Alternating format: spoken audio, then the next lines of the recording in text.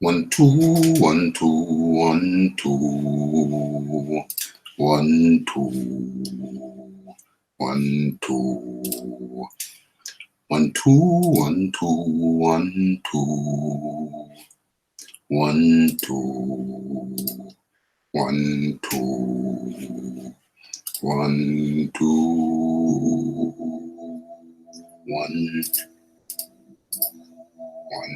2 1 2. Yes, yes, yes. Who do we have in here? Let's see. The area is populating nicely. Okay. Well, you know you're doing well when you get thumbs down before the show has has even started. This is beautiful. This is beautiful. Hey, without haters, you know you're doing something wrong. This is beautiful. Thank you to, before I say thank you to the beloved ones, before I say thank you to the beloved ones, I have to give a shout out to the haters. Look at that. Look at that. 4 haters in the place to be. That's when you know you're doing something right. That is awesome. That is awesome. Okay. I'm going to hit the like. Boom. Okay. That's beautiful. Yes. Marveloso. Marveloso. Who we got in the house? We got Lay Craft, aka TBK the First. He's down with it. Andy K. Evening people. The best chop. I'm on a promised. What? This best chop. I'm on the. Oh, I got you. Andy K. Yes, Andy K. I spoke to you on another channel today. Yes, Marveloso. You came through. Toby Bartlett. Evening, everyone. John Dealey up in the bizzle. Who else we got? Tommy Temper, Hall Monitor Extraordinaire. Where are the other Hall Monitors? No, can't see any other Hall Monitors. Cannot see any other Hall Monitors. Toby Bartlett, did I mention you before? I think I get this smoke. A regular LDBC guy up in the place. Yes. Who else we got? Okay, I'm on the fizzy drink. So, you know, with the bubbles come the burping. Jordan Baker. You said when you got haters, that's how you know you're doing something right. Wilder must be doing amazing because he's got a bunch of haters. Well, maybe I should become the WBC franchise champion because I got some haters up in this bizzard. And it's good to see. That's when you know you're doing something good. That's marvelous. Bring on the haters. Okay, so only one whole monitor. Okay, I'm going to have to monitor this situation and if I need to make adjustments, I shall do so. Okay, that's something on the list of things to do. First and foremost, let's get the music going. And I need to follow my instincts. That this music may change. But first and foremost, let's get the warming video. But firstly, let me give an introduction to anyone who has not been here before. Anyone just tuning in, you are in tune to Live Boxing Talk with Raphie, episode 30. We're 30 episodes deep. I think the weekend shows we've done at least 6 of those. So that's 36 deep. And then we did the series around the Joshua Ruiz fight. That was another 3 or 4.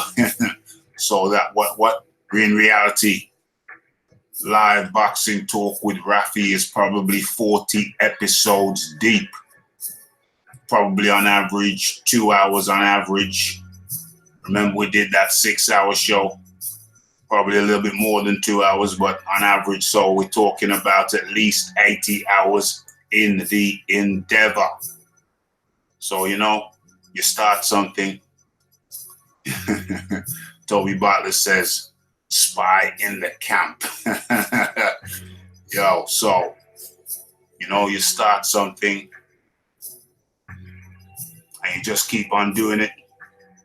You just keep on pushing on, pressing on. And before you know it, you're deep into it. Deep into it. Okay. We get into the facts checking. Getting into the facts checking. Okay, so we're at least 80 hours deep, maybe 90 hours deep into this thing. Yeah, live boxing talk with Raphie. So, like I was saying, I'm in Pastor Raph mode now. You just try a thing. Think you want to do it, pick it up, start somewhere. There's always a starting point. You know that. And then before you know it, you're 80 hours, you're 90 hours deep. By next week, it'll probably be 100 hours. 100 hours of live boxing talk with Raphie. It's a beautiful thing. It's a beautiful thing. Okay.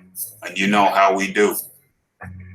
First part of the show, first 15 or 20 minutes, I'm going to be in Pastor Raph mode. Because there's some things I need to get off my chest, or rather express. Yeah, I do appreciate Get This Smoke, because when he came, he was raw, and then we took him in and we helped to smooth him out a little bit, get him smooth, you know, get him polite. It was a little bit aggro at first, but now his manners are acceptable.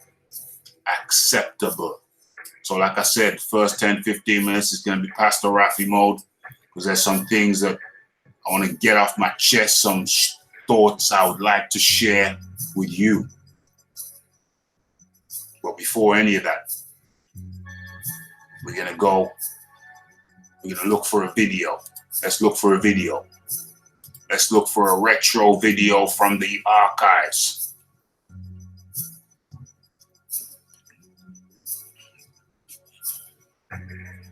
Okay. Uploads. Let's go deep. Let's go deep. Let's go way back. Way back. See what we find. I'm going to have to start making a note of the ones I use. Should we have a funny one? Should we have a funny one? Let's have a funny one. Let's have a funny one. I've seen a funny one right here.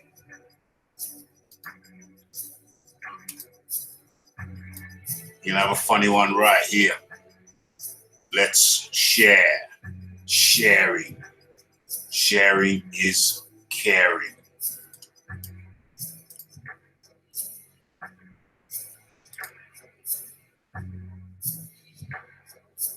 Application window. Boom. Boom. Boom. Boom. Okay. Let's kill the music, which I suspect might be a tad loud. I'm not sure.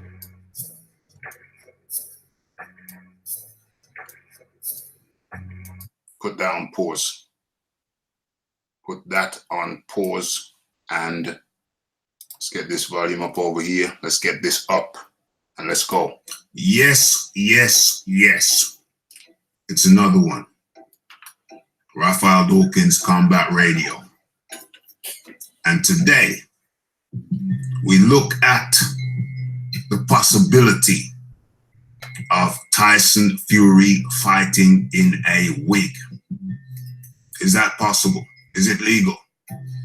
Now, many of you by now will have seen my previous video, which is an expose of the period where just after Tyson fought Vladimir Klitschko, when he was banned by UKAD, the UK Anti-Doping Agency. And that was a serious piece, 2-part documentary. I'll leave the link at the end of this video. But that was a heavy piece. But for now, we've lightened the tone. And the question is, can Tyson Fury fight in a wig if he so chooses?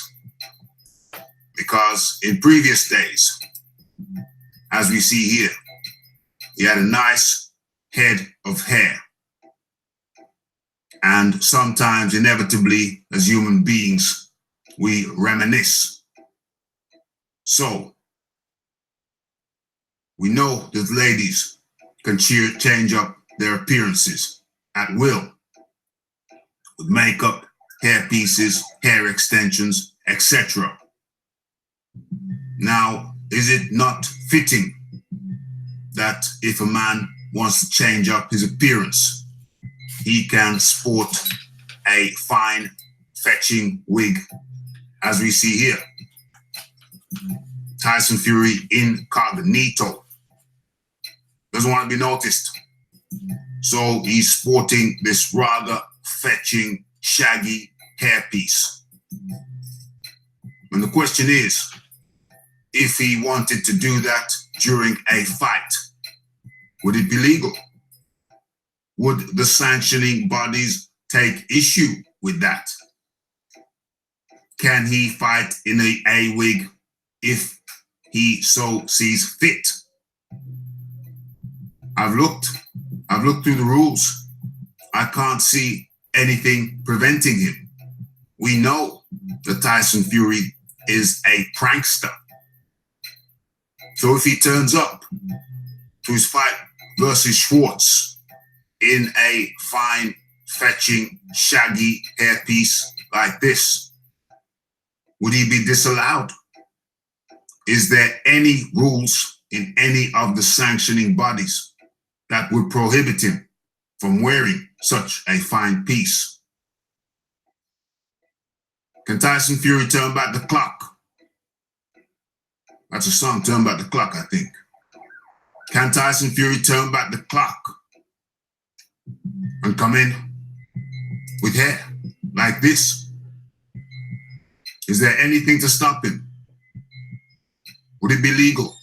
Would it be illegal? Share your thoughts. Why can't a man sport a wig if he so sees fit? In this age of equality, would it be fair to disallow the man to change up his appearance, as we see here, with more hair? Let me know in the comment section. If you have not subscribed already, please kindly do so.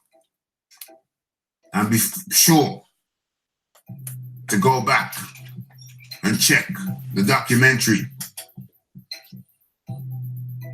Tyson Fury, Mythbusters. Let's go. It's Raphael Dawkins. Like, comment, share, and subscribe. And I'm out.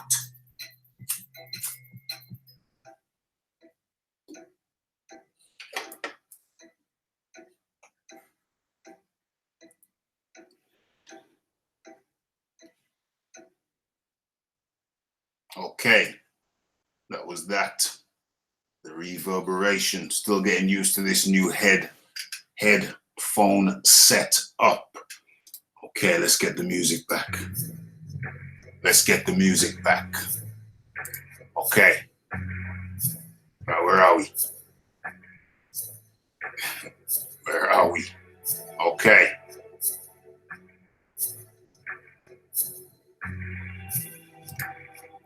Uno momento.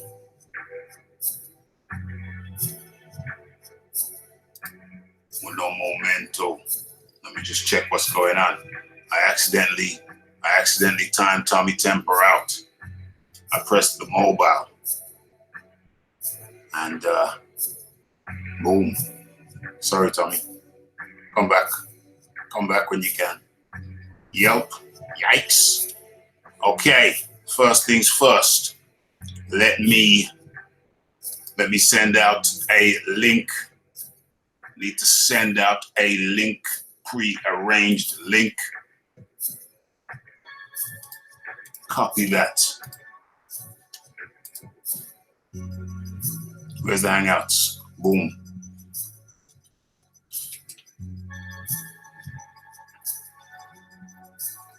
Let me scroll down.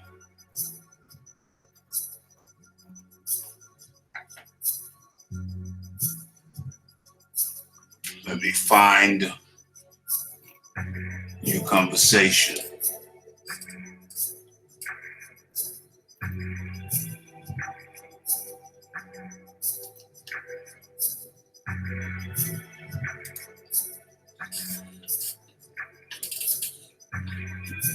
Uno momento. Tommy's back. Tommy's back. Sorry about that, Tommy. Okay.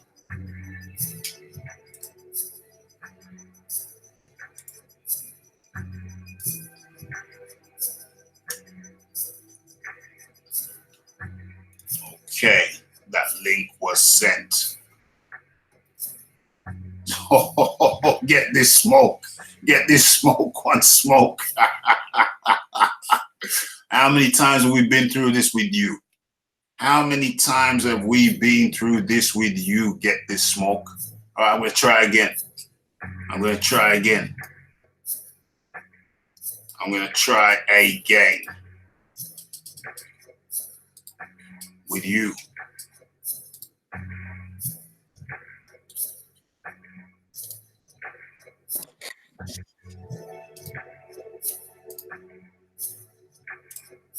Easy does it. Easy does it. I see you, my friend. Easy does it. Easy does it. I'll introduce you in a second. Don't know if the people could see you. Let me just try and get this smoke on. Oh, invitation pending. As per usual, get this smoke.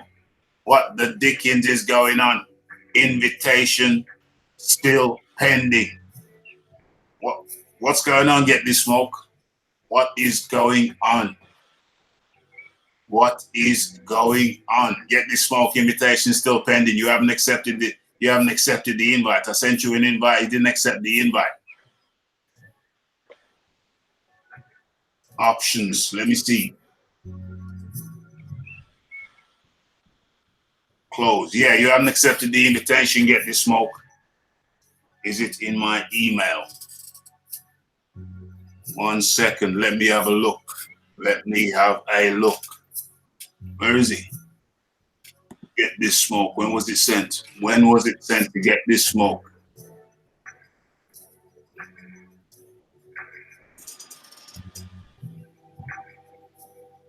Get this smoke on the 19th of June. It was sent to you on the 19th of June. It should be in Hangouts. If you're going to Hangouts, the invitation should be there. The invitation should be there. Get this smoke. I'll leave you to 19th of June is the appropriate date. So I'll leave you to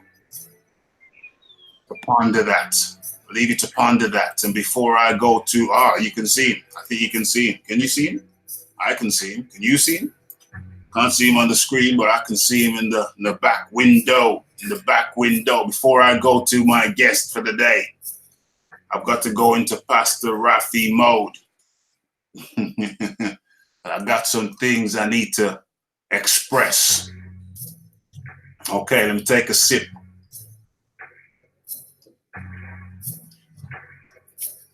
Okay, so today, first of all, how are my levels? Respond in the chat, please. How are my levels?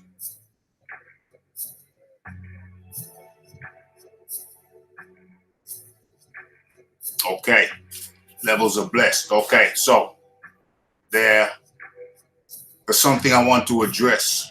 Sound is good. There's something I want to address. I'm in Pastor Raphie mode. Something was on my mind. There's been some, when I started this YouTube thing, I just thought it would be simple. Thank you for the responses, guys. Toby, Bartlett, Tommy Temper. I just thought it would be a simple thing. It's just me, just one man and a mic. Just one man and a mic doing his thing, expressing himself. But then I realized that in the back room, in the back scenes, there's more to it than that. You have groups of people. You have a community of people, almost a divergent, dysfunctional community of people, sometimes functional, sometimes dysfunctional. And me, I'm a man, very much an individual. Yes, I do operate. Oh, okay. This is organics. Organics, you don't have to call me my friend. All you do is, you don't have to call me. All you do is you just accept the invitation. So then once you accept the invitation, I can send you a link. So the question is, have you accepted the invitation? I'm going to try and send it to you again.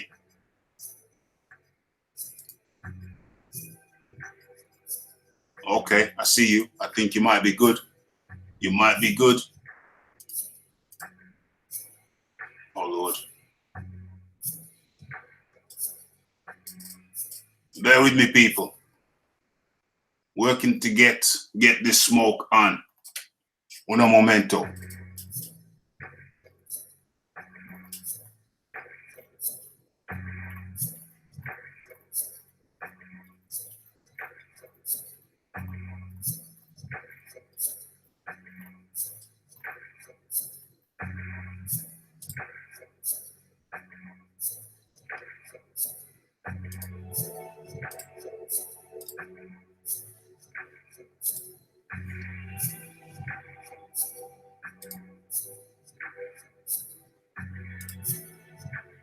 Damn it. Still says invitation pending. Oh, okay. Hallelujah. Hallelujah. You finally pressed the right button. Okay, so let me send you the link. Hallelujah.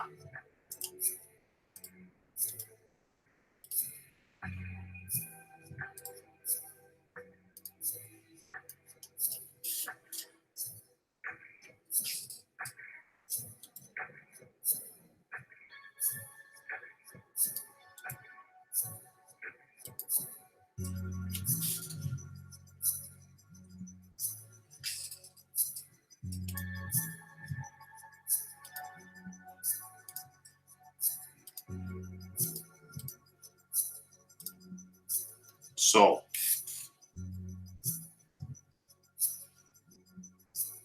oh, shizzle.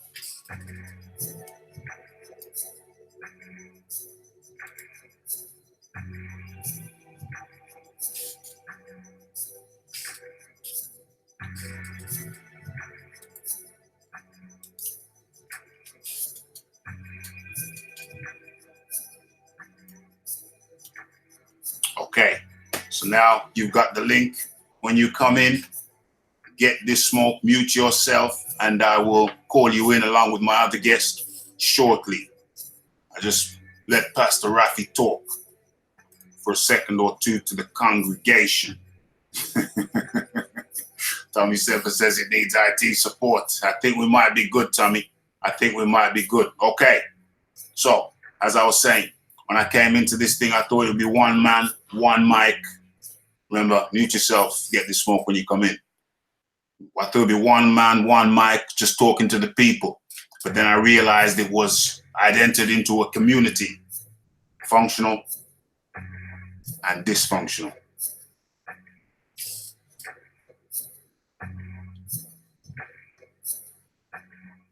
Functional and dysfunctional. Some people agree and don't agree. What's going on here? We got a lively conversation going on. That's good. That's good. Okay. And so, a friend of mine, it's going to get a bit heavy and then we'll go light. We'll go heavy and then we'll go light. It'll get a bit heavy and then we will go light. So, oh my Lord. Just click on the link, my friend. Don't call me. Don't call me. Just click on the link. My friend, don't call me. Just click on the link. No, stop calling. That's not how it works. That's not how it works. Don't call. Just click on the link, my friend. Just click on the link. I've sent you the link. All you need to do is click the link. It's not a telephone call as such, my friend. Just click on the link. Yeah? If you're using it from your phone, it may not work. You may need a laptop. Just click on the link that I've sent you. I've sent you a link. Click on the link. It will send you here. Okay. So, wow. Damn. Okay. So a friend of mine came over. I haven't seen him in a short while. And we're talking about this and that, good to see you, etc., etc. Okay, okay. And when you come in, click the mute button. Make sure you mute, get this smoke, please. Please, please. And he said, we're chatting about this and that. And then he said his son, his young son, how old is he? About 8. His young son is being homeschooled. So that rang alarm bells. Oh, Ped's in the place. Okay. Yes, yes, yes, Ped. Heinrich Schmitz is in the place. Why so sad? What's that? And then he said his son was being homeschooled. And that rang alarm bells. I thought, what the hell's going on? Why is your son being homeschooled? I kind of knew. I kind of sensed it already. Who said? Nobody said. Heinrich Schmitz. I'm just telling you a story, which will lead to another story. This is the Pastor Raph section. Son's being homeschooled, so I already knew. So I said, why is your son being homeschooled? And he said, well, like I said, his son's about 8, I think. So I said, well, he came home from school one day and he had a little bump over his eye. What's that? Okay, nothing. Okay. A few days later, he came home from school and had a little bump on his nose. Huh? What's that? Nothing. And then it became a recurring theme. You'd see a little bump here, a little bump there, a little bump here, a little bump there. I said, what's going on? It's obvious what's going on.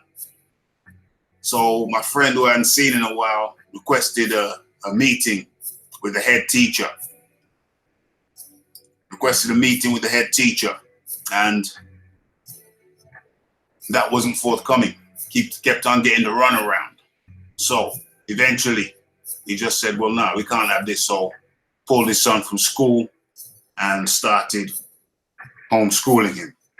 Got some different places they send him to for tutelage, science. There's a science group he goes to for science, and and then his mother teaches him English, etc., literature. So it's going okay. And I thought to myself, well, wow, this is crazy. Man's got to pull his son out of school because of bullying. Madness. And then I thought to myself, okay, so here's this boy. Comes from a stable home, 2 parents, happy home. So he's a happy lad. And it's probably the bullies probably come from less happy homes, less stable environments. I think to myself, so what's the root of this? What's the root of this? What is the root? I think to myself, well, maybe it could be just people, just kids, just finding themselves, trying to establish themselves, thinking that to be worth something, they have to oppress, dominate, or bully another,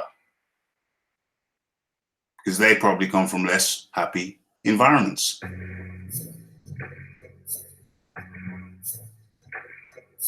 And so I think to myself, well, that's because maybe sometimes people don't know who the hell they are. Maybe they don't know who the hell they are. They're trying to find themselves. They're trying to find themselves somehow, some way.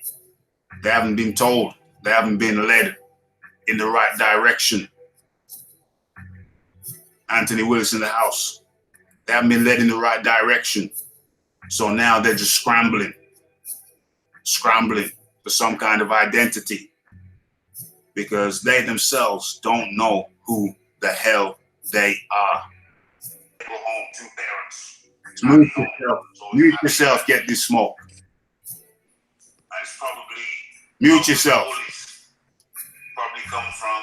Press the mute button. Press the mute button, please. Trying. Hold on. Press the mute button. Thank you. And then turn down your background noise and then put your earphones in, my friend. Thank you. So that's what can happen when you haven't raised your children to understand who the hell they are. They don't have an identity, so they go looking for an identity. Yeah? So you have to raise your children to know who the hell they are, so they don't go searching around for an identity, not wearing false whiskers, as they say. I remember back in the day, I read a book and it says, just be yourself. Do not wear false whiskers, because when the wind blows, that'll blow your false whiskers off. Yeah? And then where will you be?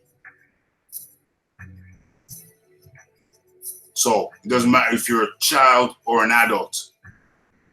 All you have to do is be yourself. And if when you look in the mirror, if you don't like the person that you see, just moderate yourself. Russ B, yo, my dance. Yo, my dance. Yeah, we'll change the person you are.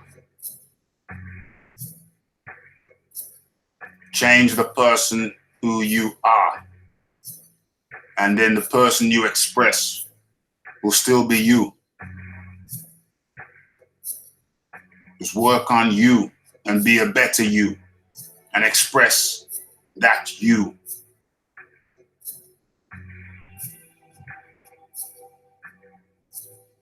Just express the you, the real you. No false whiskers. Don't pretend to be somebody else. Just be who you are.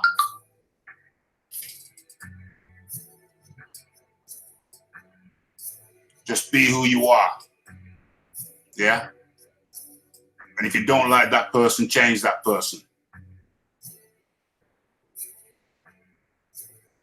Change that person for the better version, to the version you want to be.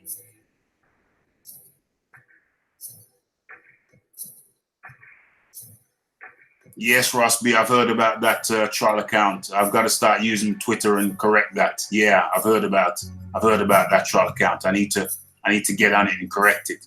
So that's my message. That's the message from Pastor Raphie. If you don't like who you are, elevate yourself to the point that you do like yourself. That's the message from Pastor Raphie. Okay. So, there we go. My friend's son's being homeschooled. Ultimately, I'm going to find out what his physical, who's dealing with his physical education. We're going to get him on the pads. We're going to get my friend's son on the pads. We're going to get those hands sharpened up, not so he becomes a bully, but so that he gets confidence in himself. And when he does return to school,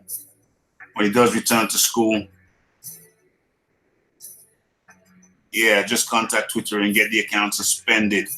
They're not allowed to use your pic without permission. I appreciate that. Do you know the name of the Twitter account? I think somebody mentioned it before. Do you know the name of the Twitter account, Raphie? Yeah. So we're gonna get my boy's son on the pads at least once a week. Get his hand sharpened, and just give him some confidence. Appreciate that, Raphie. We're gonna get him on the pads and get him some confidence. Build him up. It's going to be a nice, slow process, but we shall prevail. Okay, that was Pastor Raphie out of the building. Now, we're going to, boom. Now we're going to change the tone, change the tempo, make some introductions, and get into the show. Where are we? Okay, we're going to switch things up again.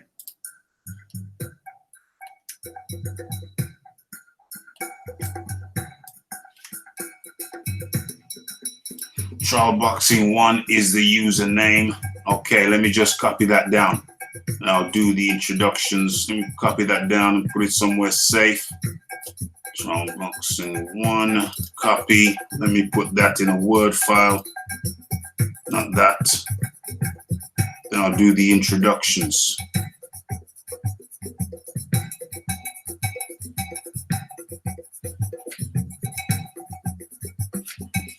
Uno momento. Boom. Boom. Okay, I've got that. Okay, so I'm gonna raise the topic and then I will introduce my guests.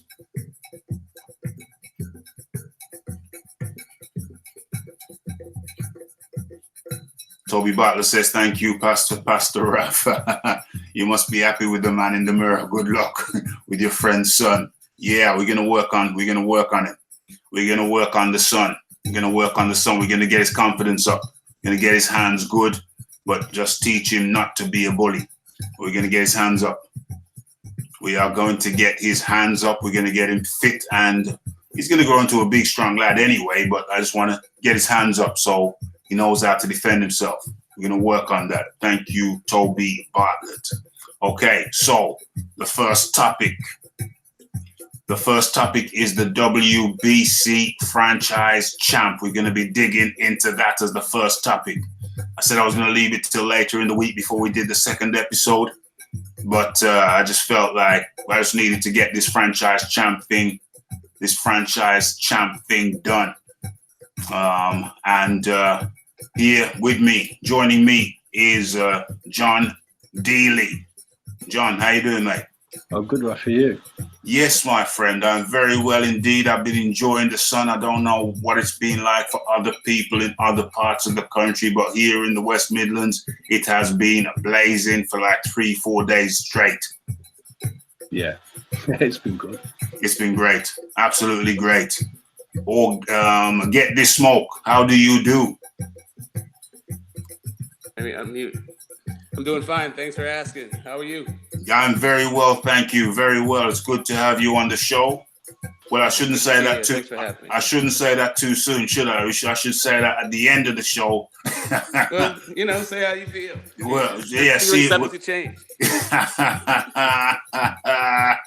Okay, so you're joining us on this discussion, John. We're going to talk about the franchise. Franchise champion shizzle. Okay. Yeah. You wanna start off wherever you wanna start off, or do you want me to ask some questions? How do you wanna do this? You wanna just talk about the franchise champ, or Let's go with some questions first. Okay. So, really, what is a franchise champ? Well, it's not a belt holder. It's not a champion. It doesn't apply to a weight class, and it can't be transferred. It's a nomination by appointment from the WBC Board of Directors. Yes. That's what I've been gathering. That's what I've been picking up. I'm actually gonna go into a screen because I had my screen up. I lost that screen. I'm actually gonna type in franchise champ so we can go through certain points.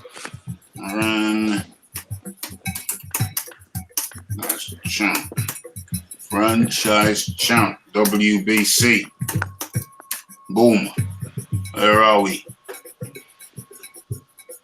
Now franchise champ. Let's go into a few of these. Okay, yeah, this was the article I found before. I'm going to share the screen. Let me share this. We'll read the article and then we'll get into it. Okay, so where are we? Here we are. Okay, so Canelo Alvarez's stated goal this year was to collect all four of the middleweight world title belts.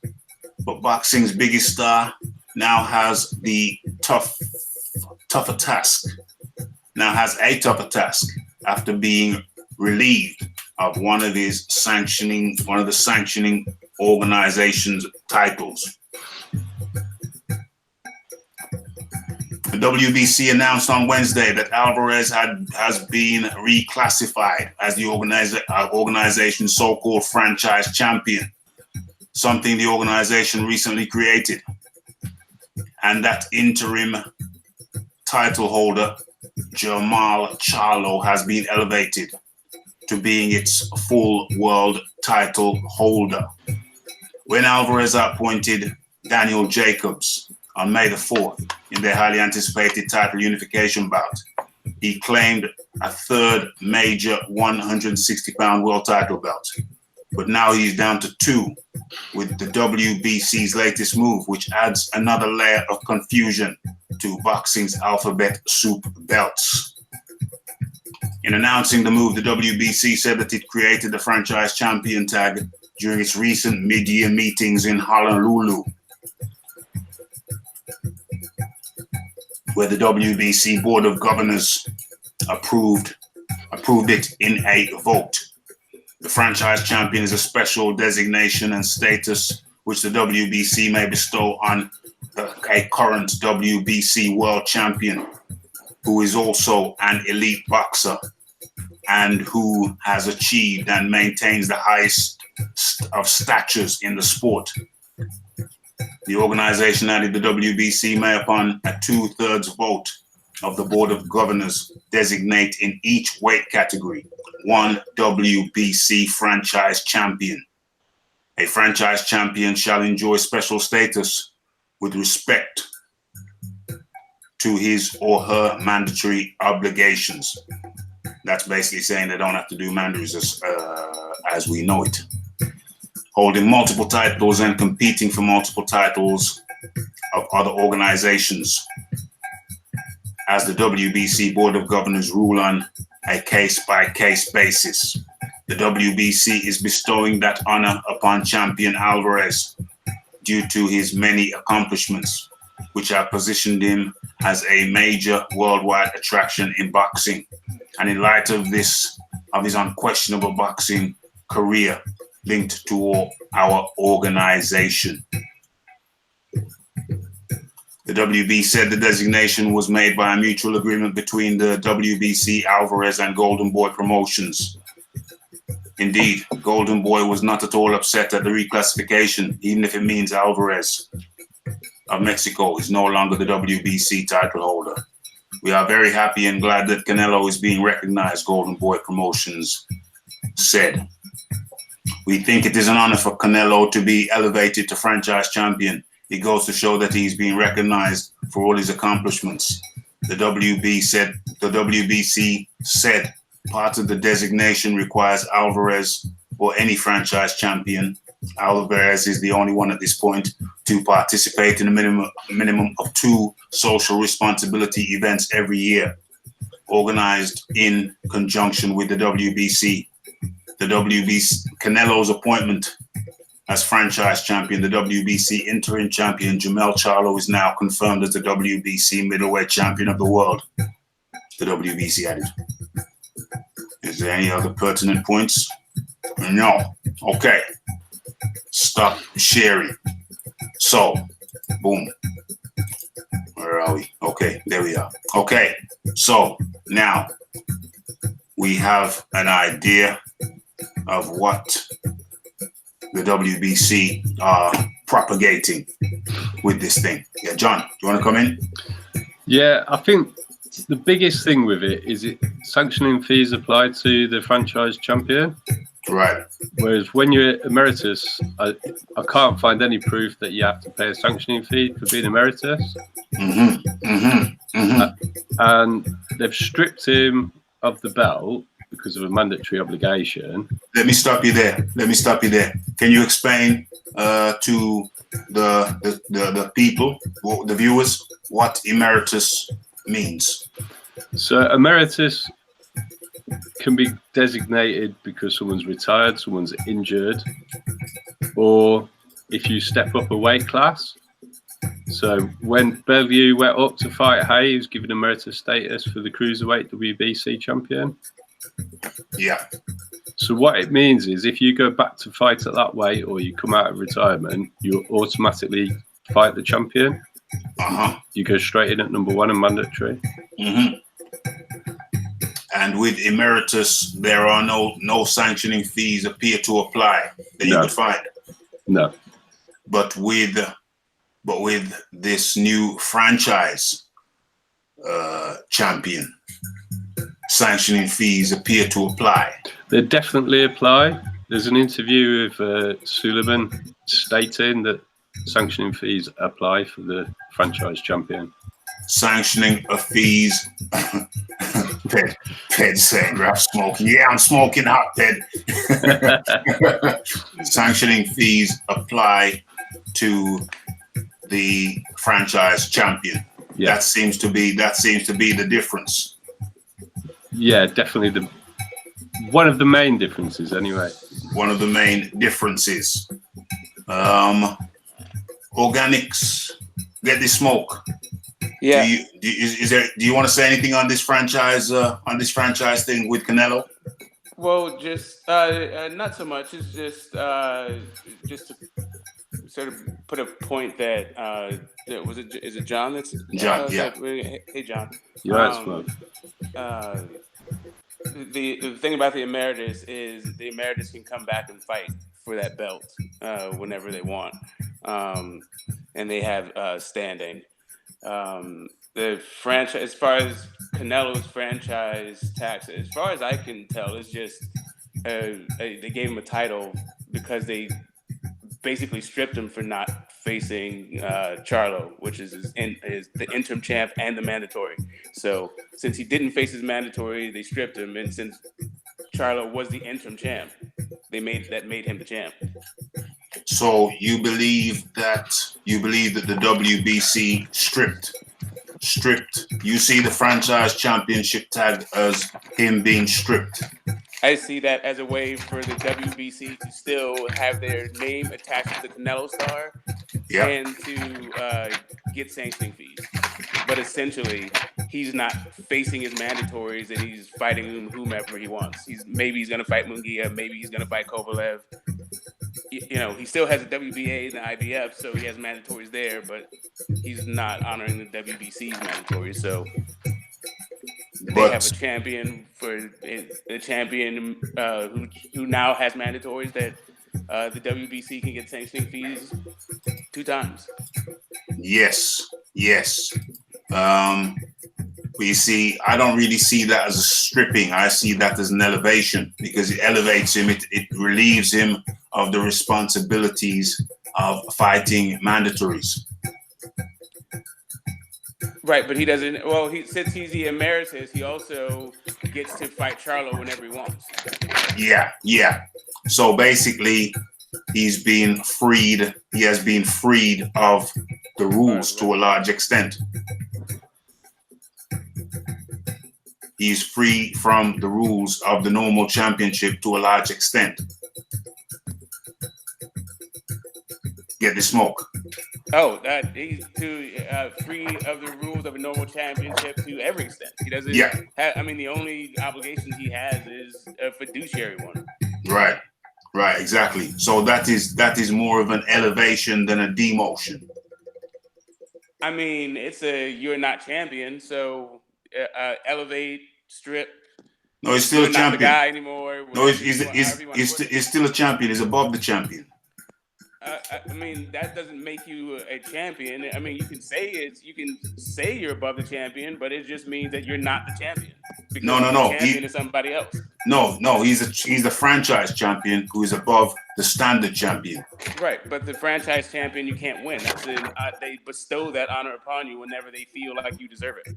Yeah, but just because it's being bestowed upon him doesn't mean it's in any way a demotion. It's like the lineal champion, right? So the lineal champion is either you are the undisputed guy or whatever it is you think the lineal champion is.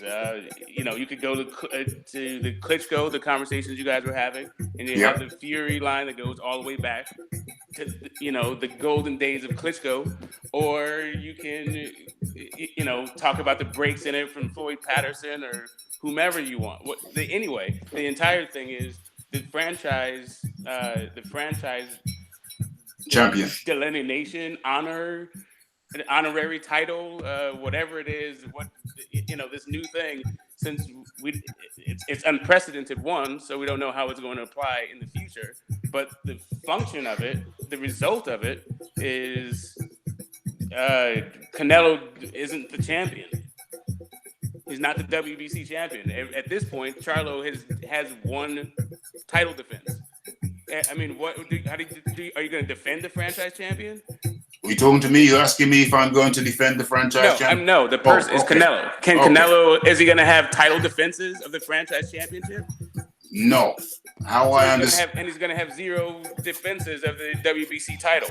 How I understand it, John, you can come in anytime you want to. Okay, I've got some points. I'll just wait for everyone to finish. Yeah, well, I'm going to make my point, then I'll bring you in.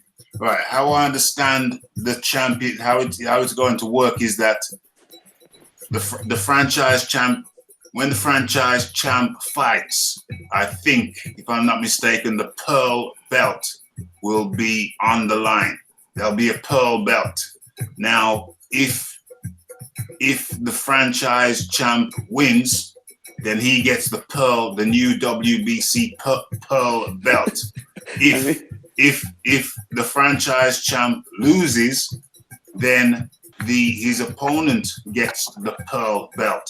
But Canelo himself remains the franchise champion. And I'm going to go over to John.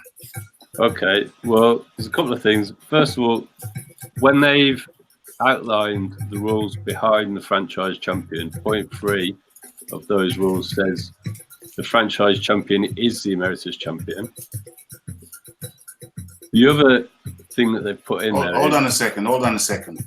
The franchise champ is the emeritus champion. Yeah.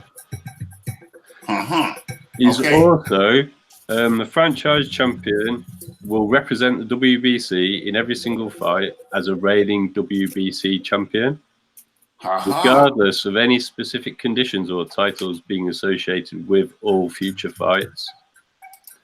So they've also, that's point 4. It's not all of it, but it's part of it. And they're point 7. It's the diamond belt they're going to put on the line if they choose for his fights. So they're gonna have two WBC middleweight champions at the same time doing title defenses? Within the rules of what they've put out for the franchise champion, they've withheld the right to have two champions in any weight class at any given time. Aha. Aha. Two champions in any weight class at any given time. So I remember when they created the WBA Super for Vlad. Yeah. And that didn't become like a real legitimate thing until the David Haye fight. When he, when they unified the two honorary titles. I don't know how this is going to work, because even when it I guess the Jacobs fight was the first defense of the middleweight title, right? That he got from Golovkin. Yeah. No. Because I think he went up for Fielding in between there. Yeah, you're right. Fielding was super middle. So his next fight at middleweight will be his second defense of the middleweight, and then Charlo is supposed to fight somebody, I presume. I think the main reason defense too. The main reason that they've done this is because it's unlikely his next fight's going to be at middleweight. Yeah. Mm-hmm. There's an interview with Suleiman on YouTube, and he keeps referring to when Oscar De La Hoya was the cash cow and when Floyd Mayweather was the cash cow, and they were above the belts, and they regularly didn't pay sanctioning fees, particularly because they moved around weight divisions a lot. So that's why I think the sanctioning fees are so significant with this. Hold on a sec. When there's a championship fight, there is automatically sanctioning fees, is there not? Yes. So how was Floyd and De La Hoya not paying sanctioning fees? Because they were so big, if they didn't want to obey the mandatory obligations and they got stripped, it made no odds to the value of the fight. So they didn't need the belt to sell the fight. Oh, so they basically said, listen, we're going to fight for your belt, but we're not going to pay you any sanctioning fees. Or they just dumped the belt.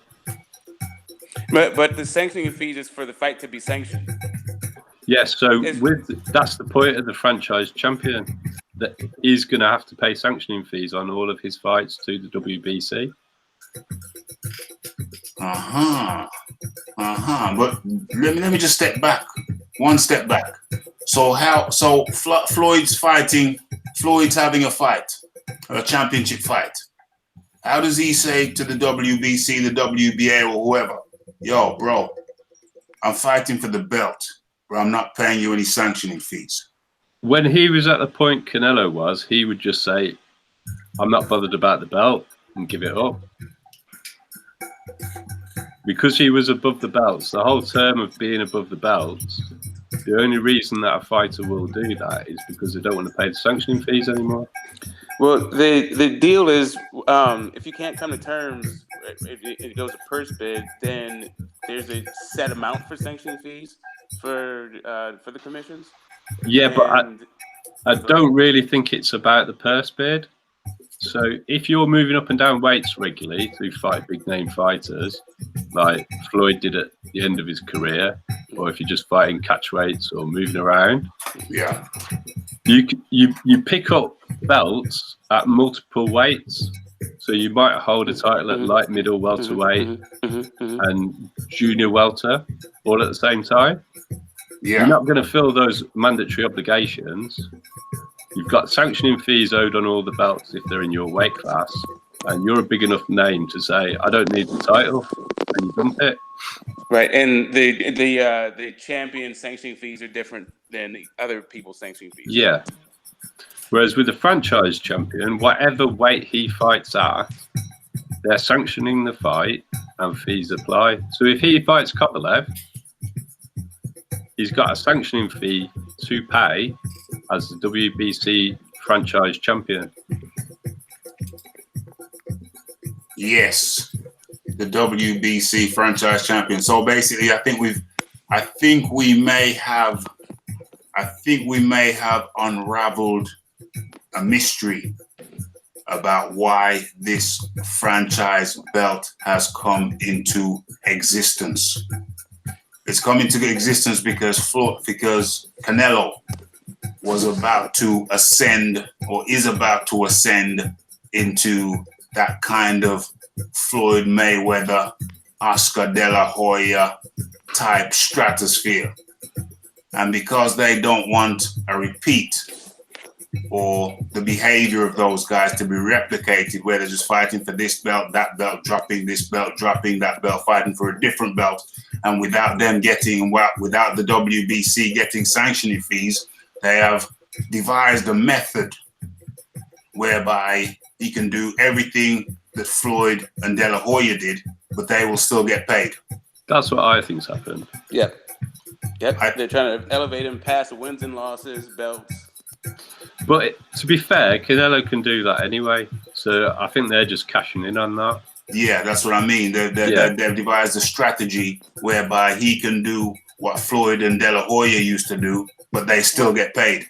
Yeah, that's as long as the zone is willing to pay and not recoup any sort of investment for what they're paying. At that point, Canelo's going to have a problem. Well, at the moment, the zone are saying that there's only 2 fights they're prepared to accept from Canelo. So I think what the zone are going to do is control the fights that he makes. And they obviously, he's in a contractual agreement with the zone, so he has to abide by the contract. Yeah. And if the contract says we have the final say-so on who you fight, then if he goes against that, that's breach of contract and he doesn't get paid. Yeah. But I don't think the zone are really struggling for money. No. They keep releasing their streaming revenue. No, and it's not so much whether or not the zone is struggling for money. It's just whether or not what is actually Canelo's market value. Is he actually above belts? Okay, get the smoke.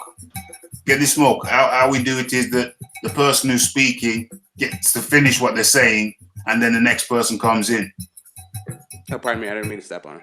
That's all right. Carry on, John. That's all right. That's okay. And I'll answer his point as well. I don't know if Canelo is above the belts, but I think if he fights Kovalev, that's a better fight that more people would pay a subscription fee for than fighting Charlo at this point.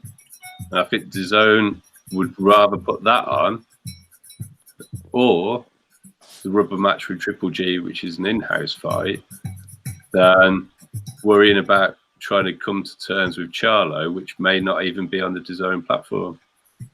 Mm-hmm.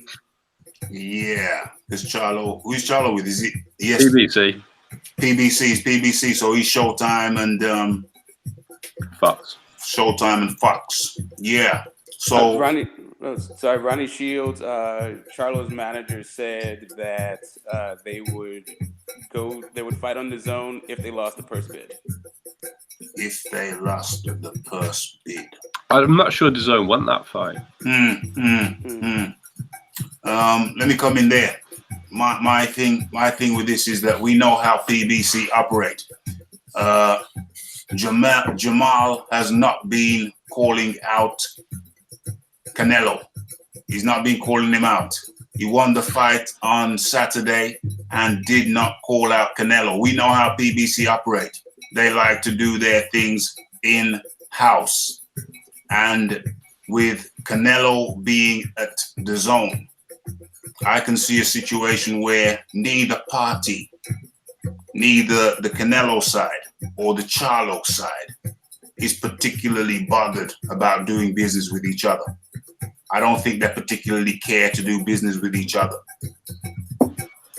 That's to you, Organics. I mean, get this smoke. Charlo called out Canelo in 17 and 18. He's chased him. Canelo, they were in the same weight class at 154. He's chased him to 160. Canelo was vacating. I'm not sure what Charlo's supposed to say to Canelo, but I would like for Charlo to be more aggressive about his fight, about calling for his bouts. 1 second. There is another point about Charlo getting the WBC title. Okay. Good point. Okay, no, sorry. I'm back. Okay. And as I would like for Charlo to be more aggressive about calling out people. You've seen that footage of him and Daniel Jacobs in the tunnel. He said, "I'll drop my fight. You drop your fight. Let's fight." And Jacobs started talking about how much money he made. Yeah, I saw that. I like trash talking guys, I guess, but I don't know why it is incumbent on Charlo to go chase a bunch of guys. I mean, I think that everybody knows he's who he is and should want to fight him. Okay, well, there's a couple of things that I'm going to say about that. I don't think Charlo's a big draw, particularly. And the purse sizes that he can offer fighters to come and fight on the PBC aren't particularly big either.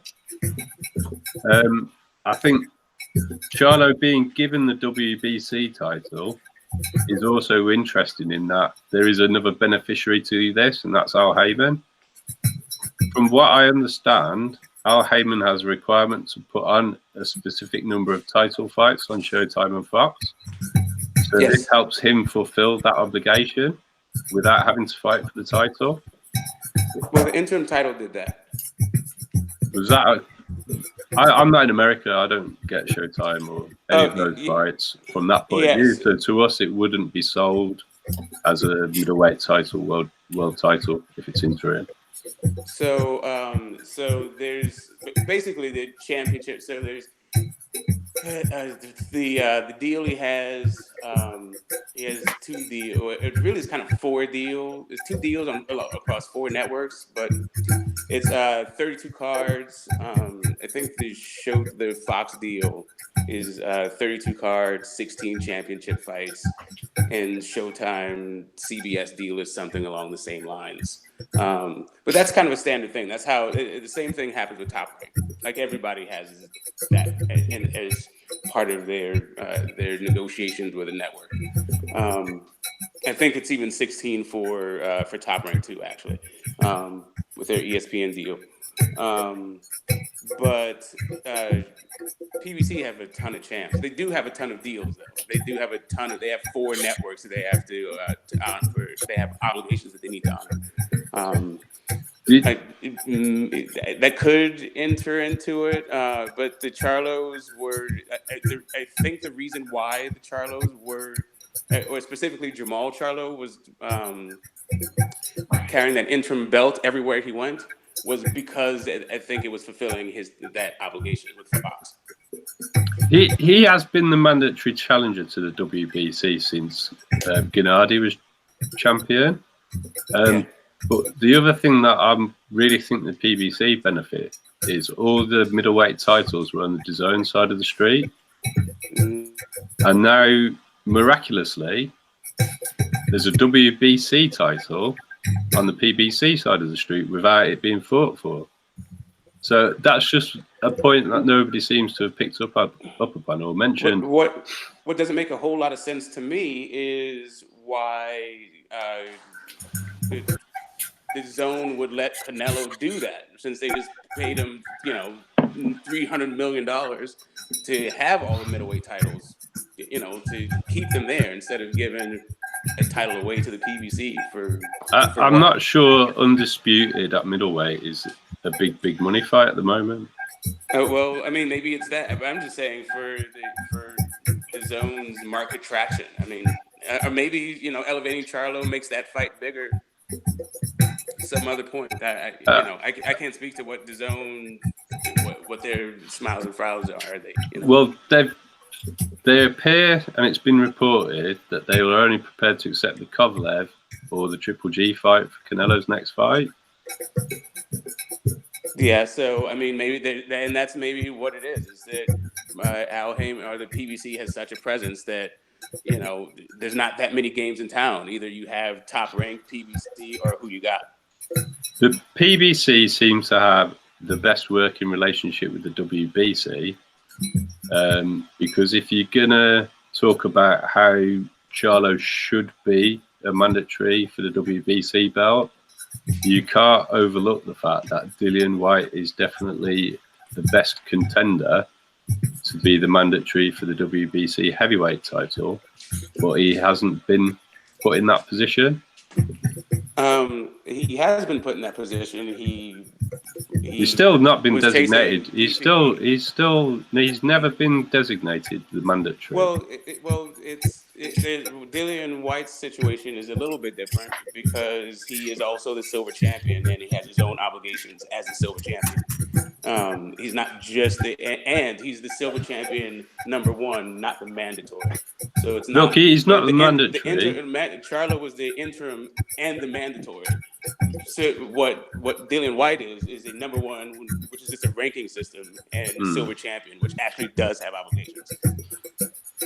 All of that's true, but the point that I was trying to make is Charlo was the ranked #1 fighter, and that's how he became the interim champion, and that's how he became the mandatory to the WBC middleweight title. He was ranked #1 by the WBC. Your ranking doesn't grant you an interim. I'm aware of that. I can read out the rules of the WBC mandatory to you now if you want me to. No, I'm talking about interim.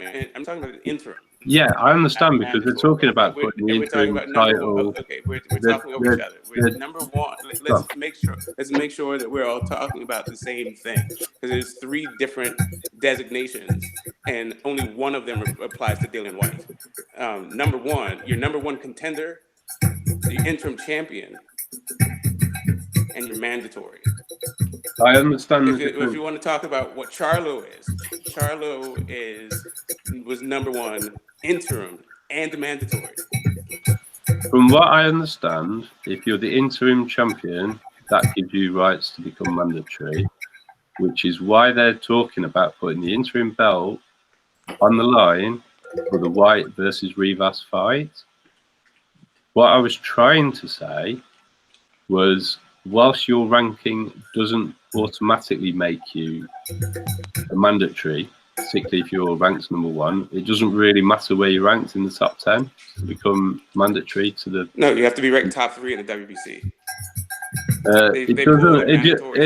I can read you out how it works in a second if you want me to, but the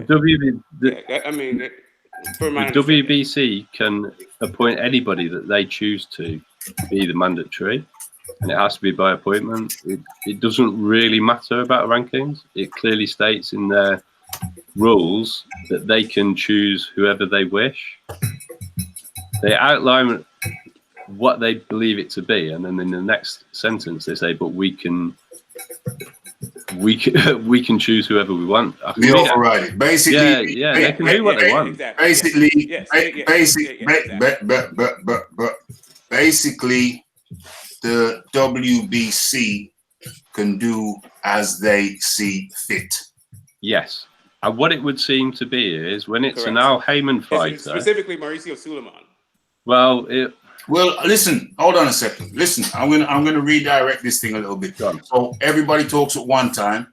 Yeah. When somebody's talking, nobody else talks over them, and that's one. And then 2.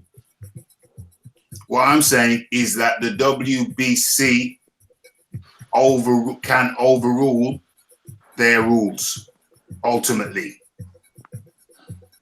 Yes, but ultimately, all the power and the rest with Mauricio Suleiman. He can overrule whatever he wants in the interest of boxing. Mauricio Suleiman, the WBC president, can basically overrule his rules. Yes, the WBC is a privately owned organization. Yes. And WBC and Mauricio Suleiman inherited it from his father. So we're talking about what the silver belt requirements and the main belt requirements are, but ultimately Mauricio Suleiman can overrule their rules. Yes. So he has the final say. Correct. Okay. I just wanted to make a point of that. Okay, so now I want to tie up the middleweight situation. I want to tie that up. So I'm going to go around the panel. I will start. So my takeaway from this franchise situation is as follows. The WBC have made Canelo the so-called franchise champion in order that they can gain sanctioning fees from him, whereas in the past, when they had people like De La Hoya and Mayweather, they were going around making their own decisions and not paying sanctioning fees. So, in conclusion, with the advent of this so-called franchise champ, the WBC stand to make money, whereas from sanctioning fees, whereas in past similar situations, they could not. Over to you, Get This Smoke. Your final words on this middleweight situation. Yes, I completely agree. I believe it is a money grab or securing a income stream, and also making sure that where Canelo goes for now, the WBC also is there. Mm-hmm. I agree. Over to you, John. Yeah, that's the express stated purpose behind it by Suleiman himself in the interview. Basically, he will collect sanctioning fees and he will have an association with Canelo wherever he fights. Yes. I just wanted to bring that into a nicely tied knot. Oh, it's very clear. We arrived at a very clear and specific conclusion. Okay, so not quite finished with the middleweights yet. Not quite finished with them yet. We just tied up we just put a bow on the franchise situation.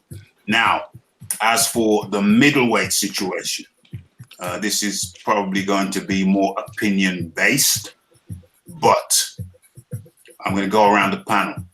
I'm going to start with you, Organic. Red. Whichever, man. Okay. I'm going to call you Organics because that's what it says on this thing here. Good. Organics. So I'm going to start with you, Organics. Who is the best middleweight at the moment, in your opinion?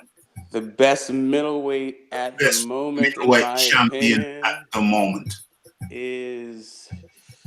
Oh, that's a tough one. I think I'd have to give it to Canelo, although I think Andrade gives it. Okay, give me 1, 2, 3. Give me 1, 2, 3. Okay, I will go. Canelo 1, and then Andrade and Charlo 2A and B, and then I would have Golovkin. Let's just keep it at 3. So we got 1 Canelo, 2 Charlo, and 3. The guys haven't fought. No, really. we're talking about opinion though. I did say opinion based. Because it's not a fact if they have no fought. So it's merely opinion. So yeah, you've got one. I gave it those 3. You've got one. Andrade, You've got one. You've got 1 Canelo. You've got 2 Andrade, and you've got 3 Charlo. Yeah. Over to you, John. Opinion based. I definitely agree with Canelo at 1 and Andrade at 2. Mm-hmm. I'm struggling to really decide on 3 between Triple G and Charlo, mainly because Charlo hasn't really fought anybody. Yeah. And Triple G is past his sell-by date by some way.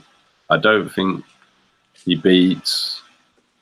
I'm not sure he could beat Andrade, to be honest. Who? Triple G. Yeah, and I also still think that Danny Jacobs needs to have a consideration as well at the weight. Mm-hmm. Well, I need a 1, 2, 3, my friend. All right.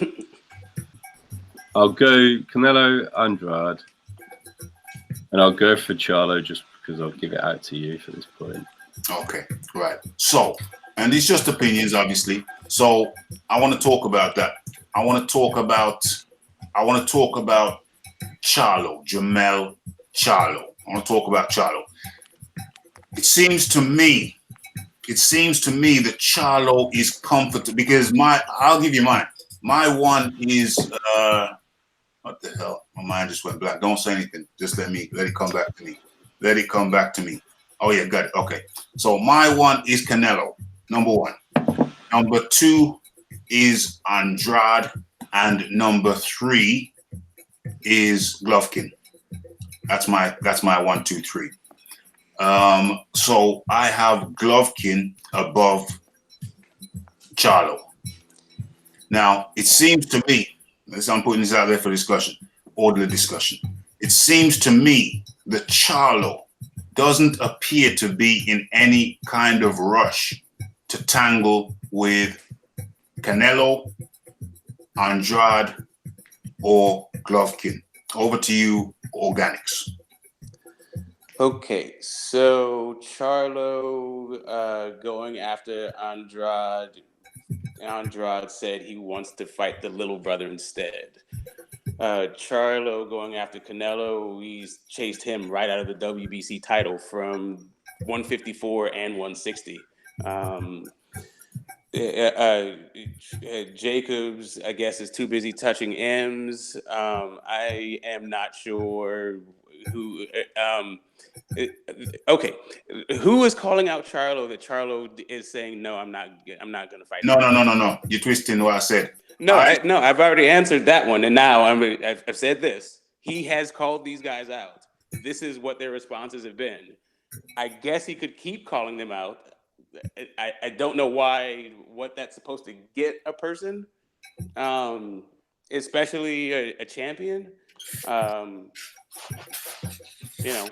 have not heard Charlo call out anybody after his recent win. Right. This particular win. Yeah. His last win. Okay. I'm not of the camp that Charlo needs to chase. Okay. Anyone outside of the people that already chased that already said they're not going to fight him. I mean, there's no point to he was already Triple G's mandatory. Triple G didn't want to fight. Like, what are you supposed to keep doing? Beat a dead horse? Okay, so Andrade, who did Andrade call out at the end of his fight? I've forgotten. He called out. Did he not call out Canelo at the end of his fight? Yeah, he called out Canelo and Triple G. He called out Canelo and Triple G at the end of his fight with Selecki. Yeah. Right. Okay. And that's what I'm talking about. I'm not hearing anything. I hear what you're saying. You said he called him out before, but after his fight, called him out before, and they're acting like he doesn't exist. And now everyone's saying he doesn't deserve the fight. There's like all this stuff where they're saying basically we're not going to fight you. As even John was saying, he's not a draw. Like all of this is code for I'm not going to fight you. It's code for who? Who's saying? For I'm not going to fight for whenever that is brought up, you're not a draw. You can best believe that person is not about to fight you. That's not the conversation that you have when you're about to make a fight. You don't say that when you're trying to fight someone. Hold on, I've lost you there. To say Canelo. All right, so Canelo fought Fielding, right? Yeah. Are we going to say that Fielding is a bigger draw than Charlo? No. Right. So, but when it comes to Charlo, yeah, Charlo's not a draw. When it comes time for it to come to a conversation about Canelo and Charlo, it becomes a conversation about who's a draw, and that's what I'm saying. There's a certain point where you just have to recognize what's happening in boxing because there's a pattern. It's not new. It's the same stuff, just rinse, wash, repeat. Okay, I'm going to bring John in a second, but before I do, I just want to rebut that. Has Jamel Charlo looked impressive? Did Jamel Charlo look impressive in his fight? Did Jamel Charlo look impressive in his last fight? Mm-hmm. I don't think so. I think he headhunted too much. I think he was a little bit too tense. I think he is marketing himself as a knockout artist. But I also don't think that Adams came to try to win it all. I think he came to say that he got a decision and not get knocked out. And so he fought a fight to achieve that. But you know, that's So his he last did. fight. So he did not look impressive in his last fight. I mean, his last fight wasn't impressive. It wasn't him that looked impressive. It's just that the fight itself. When was the last? It was actually the fight itself. It wasn't so much him. When was the There's last? things he could improve on. When was the last time Jamel Charlo looked impressive to you? 154. I mean, I like him at 160. Yeah. I liked him. I liked him better at 154 as far as wow, that's impressive. But I mean, he's had some middling guys at 160, and so if he's had some middling, guys at 160, he should be dispatching them theoretically in impressive form. Theoretically, well, it depends. It depends. It's the style and what the person. So, for instance, I don't think Canelo is going to not try to win the fight. I don't think he's going to throw one punch and then run for most of the evening. I don't think that's what's going to happen. I think that Canelo will try to knock Charlo out. It won't be the same fight. I think I will see a much more impressive Charlo. Okay, so you're saying that he has not looked impressive based on his opponent's defensive styles. I'm saying it's like sort of harder. But I mean, so the guy, the Spanish guy, I can't remember his name. He fought on the Tank and the Broner card. I think like one of his first fights at 160. Like, he knocked the guy out. It was it was a great knockout, but who's he knocking out, right? So, and then Korobov is a tough guy. He's a tough guy for anybody to look good against. And he showed some adjustments. He showed some stuff that I hadn't seen before. It was a tough fight, and it was a gritty performance. I would pick Canelo to beat Korobov. I don't know. Okay, so I can't remember what question I asked you, but okay, over to John Daly. I can't remember what the original question was. I think it was about Triple G being ahead of Charlo. I think that's how we got into that. Okay. Oh, yo. I got it now. So it seems to me, I'm asking for your opinion, that Chamalo, big Charlo. Chamalo. It seems to me that Charlo seems to be the lesser of. That's arguable, but it seems to me that Charlo seems to be the least impressive of the three that we've mentioned. Now, Boo Hold on, organics. Oh, sorry. I addressed that to John, please. Sorry. I thought you were sorry. I think you've got to look back at Triple G's last opponent as well. We haven't got a clue what he's got left in the tank. Mm-hmm. That I know you're an advocate of taking cherries, and he's an old guy who'd had a long time out of the ring. Yep. But that I don't know that Triple G can be the force that people thought he was going to be, and he hasn't shown it since prior to the Jacobs fight. Mm-hmm. So that's why I was a bit on the fence between Triple G and Charlo, because Charlo's got some good attributes. Yes. He's a big middleweight. Mm-hmm. He's young. Mm-hmm. He's done some nice things at junior middleweight. He knocked out Harrison he really timed that nicely. He showed good IQ. He'd noticed Harrison was ducking down, and he timed it perfectly with an uppercut. So he's shown some flashes of some skills and power. So that's why I went with Charlo over Triple G. But they're both, for me, unknown quantities. I think if Billy Joe Saunders was a more dedicated athlete, he would be in he'd be in the equation. Yes. But he can't. He doesn't want to keep his weight down. That is true. So I'm trying to nail down a position here. It seems to me, I'll go back. No, I'll stay with you, John, for the time being. It seems to me that of the big three, if the big three are Canelo, number one, I think. Two, I think Andrade's put himself into the number two spot at middleweight, not super middleweight, at middleweight. Yeah. Specifically about middleweight. Number two, Andrade.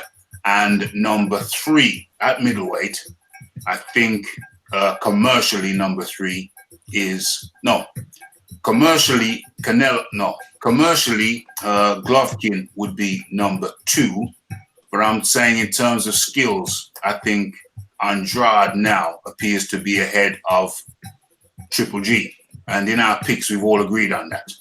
Yeah, I mean, he's a really good fighter. He's not necessarily going to be a crowd pleaser, but he's a crafty southpaw. He's a big guy as well. He's a big lad for the weight. Yeah. So it does seem to be, I'm just trying to nail things down. 1, Canelo. 2, Andrade.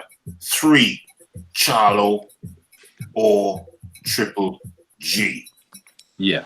Charlo or Triple G. But we know commercially, Triple G is the bigger commercial entity over Charlo. And Andrade. So I say that push, but we know that Andrade is slicker and craftier than Triple G. That's why I have Triple G moving up to the number 3 spot. You see what I'm saying? No, I agree with that. I don't fancy Triple G to beat Andrade now. No, I don't. So he's too old. Yeah, exactly. We saw that. We've seen that against Canelo. So I think 1, Canelo. 2, Andrade. 3, because of his commercial pull, that gets him in the number 3 spot to me, Triple G. And 4, Jamel Charlo. And what I'm saying, I'm going to stay with John before I go to you, Organics. And what I'm saying is that Jamal Charlo appears to be the Cinderella of the big four. I think he's just a typical PBC fighter. I think they're now going to be quite happy they've got a middleweight belt on their side of the fence and that they'll make in-house fights because that's the way it tends to go with those guys. I'd like to see Charlo Triple G. I think that would be a really good fight, but I don't think it's going to happen. No, neither do I. I'll give my pronouncements before I go over to you, Organics.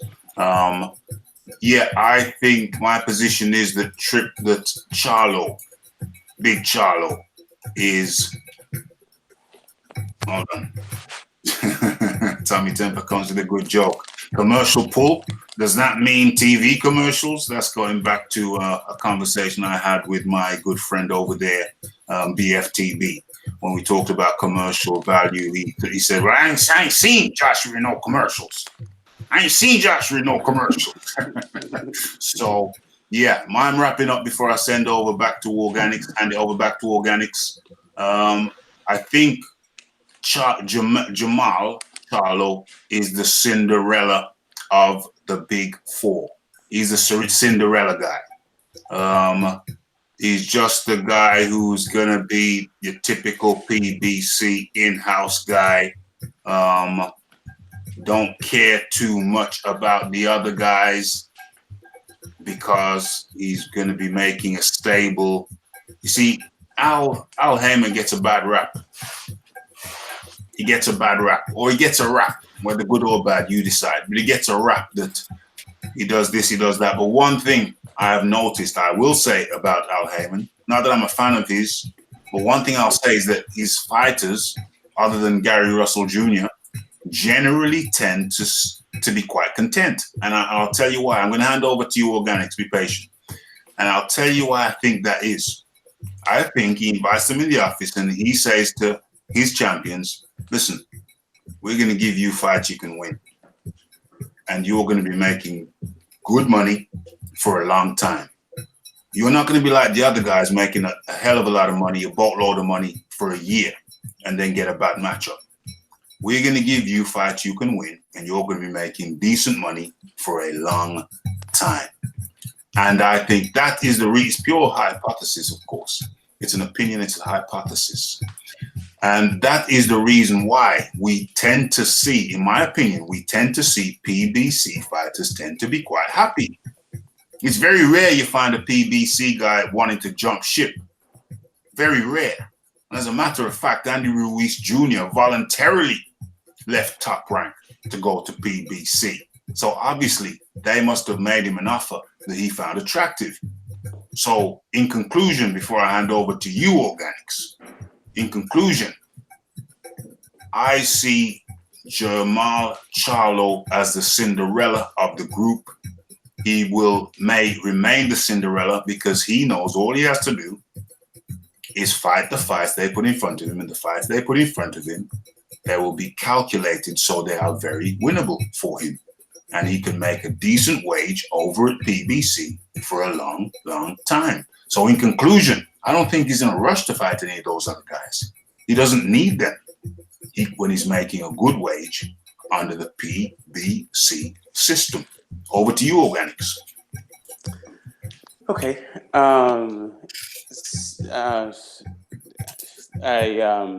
As far as a typical PBC fighter, I'm not quite sure. I think that term needs defining. I can elaborate. I'm happy to elaborate, and I shall elaborate now. Right. When I say a typical PBC, I'll say a typical PBC champion. I will use Deontay Wilder as the archetypal PBC champion. Okay. Fighter, champion for 4 years. In that 4 years, he never really fought anybody who people thought was going to beat him. That includes Fury. Carry on. Over to you. Okay, so all right, so it's that analogy is still I think needs some tweaking, and I would love to talk about Wilder's resume with you after this whole middleweight thing. We ain't got time. We ain't got time. Nobody got time for that ish. Well, I mean, you just threw out something that is just like it's not true for me.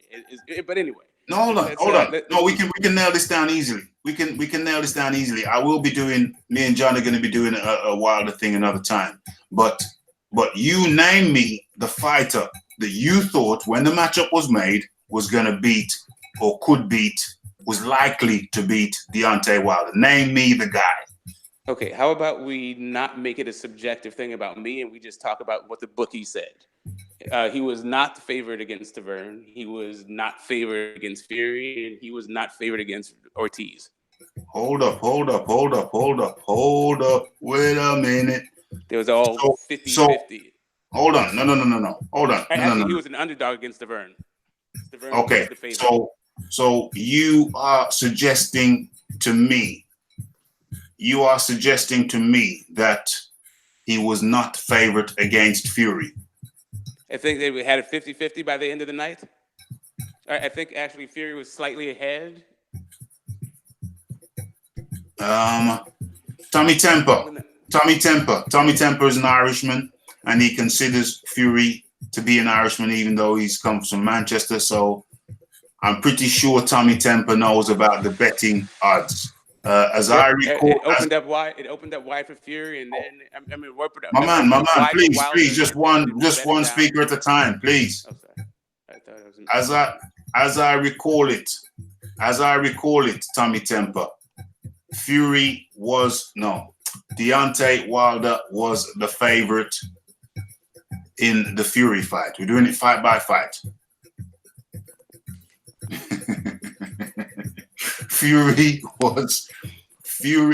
Wilder was the favorite in the Fury fight, as I recall.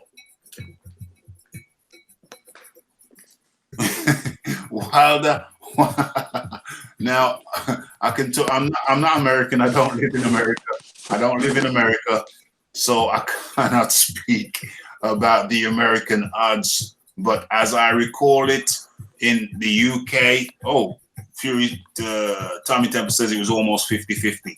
Okay, so the odds were long initially, and then as it came down to the fight, the odds closed, and it was almost 50-50. Okay, so I'll give that to you, Organics. Right. The second one you mentioned was, the first one you mentioned was Stavern. Okay. Yes, Stavern won. Stavern. What are you inhaling there, bro? What are you inhaling there, bro? Oh, that's a.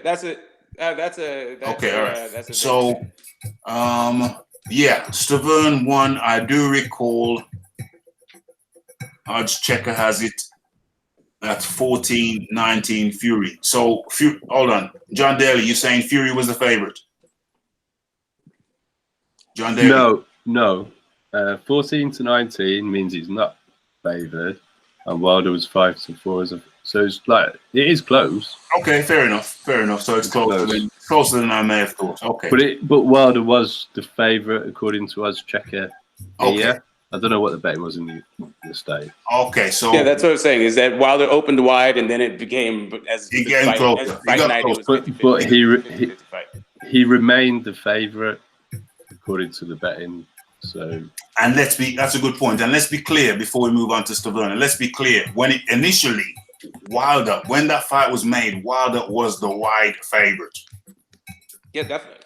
So when that fight was made, Wilder was considered to be the wide favorite because Fury was coming off a 2.5-year retirement, hiatus, drug ban, obesity, alcoholism, etc. So he was the favorite. Okay, I'll grant you, narrowly the favorite at the end. But when that fight was made, Wilder was the wide favorite. Now we go to Stavern 1. Yes, fair enough.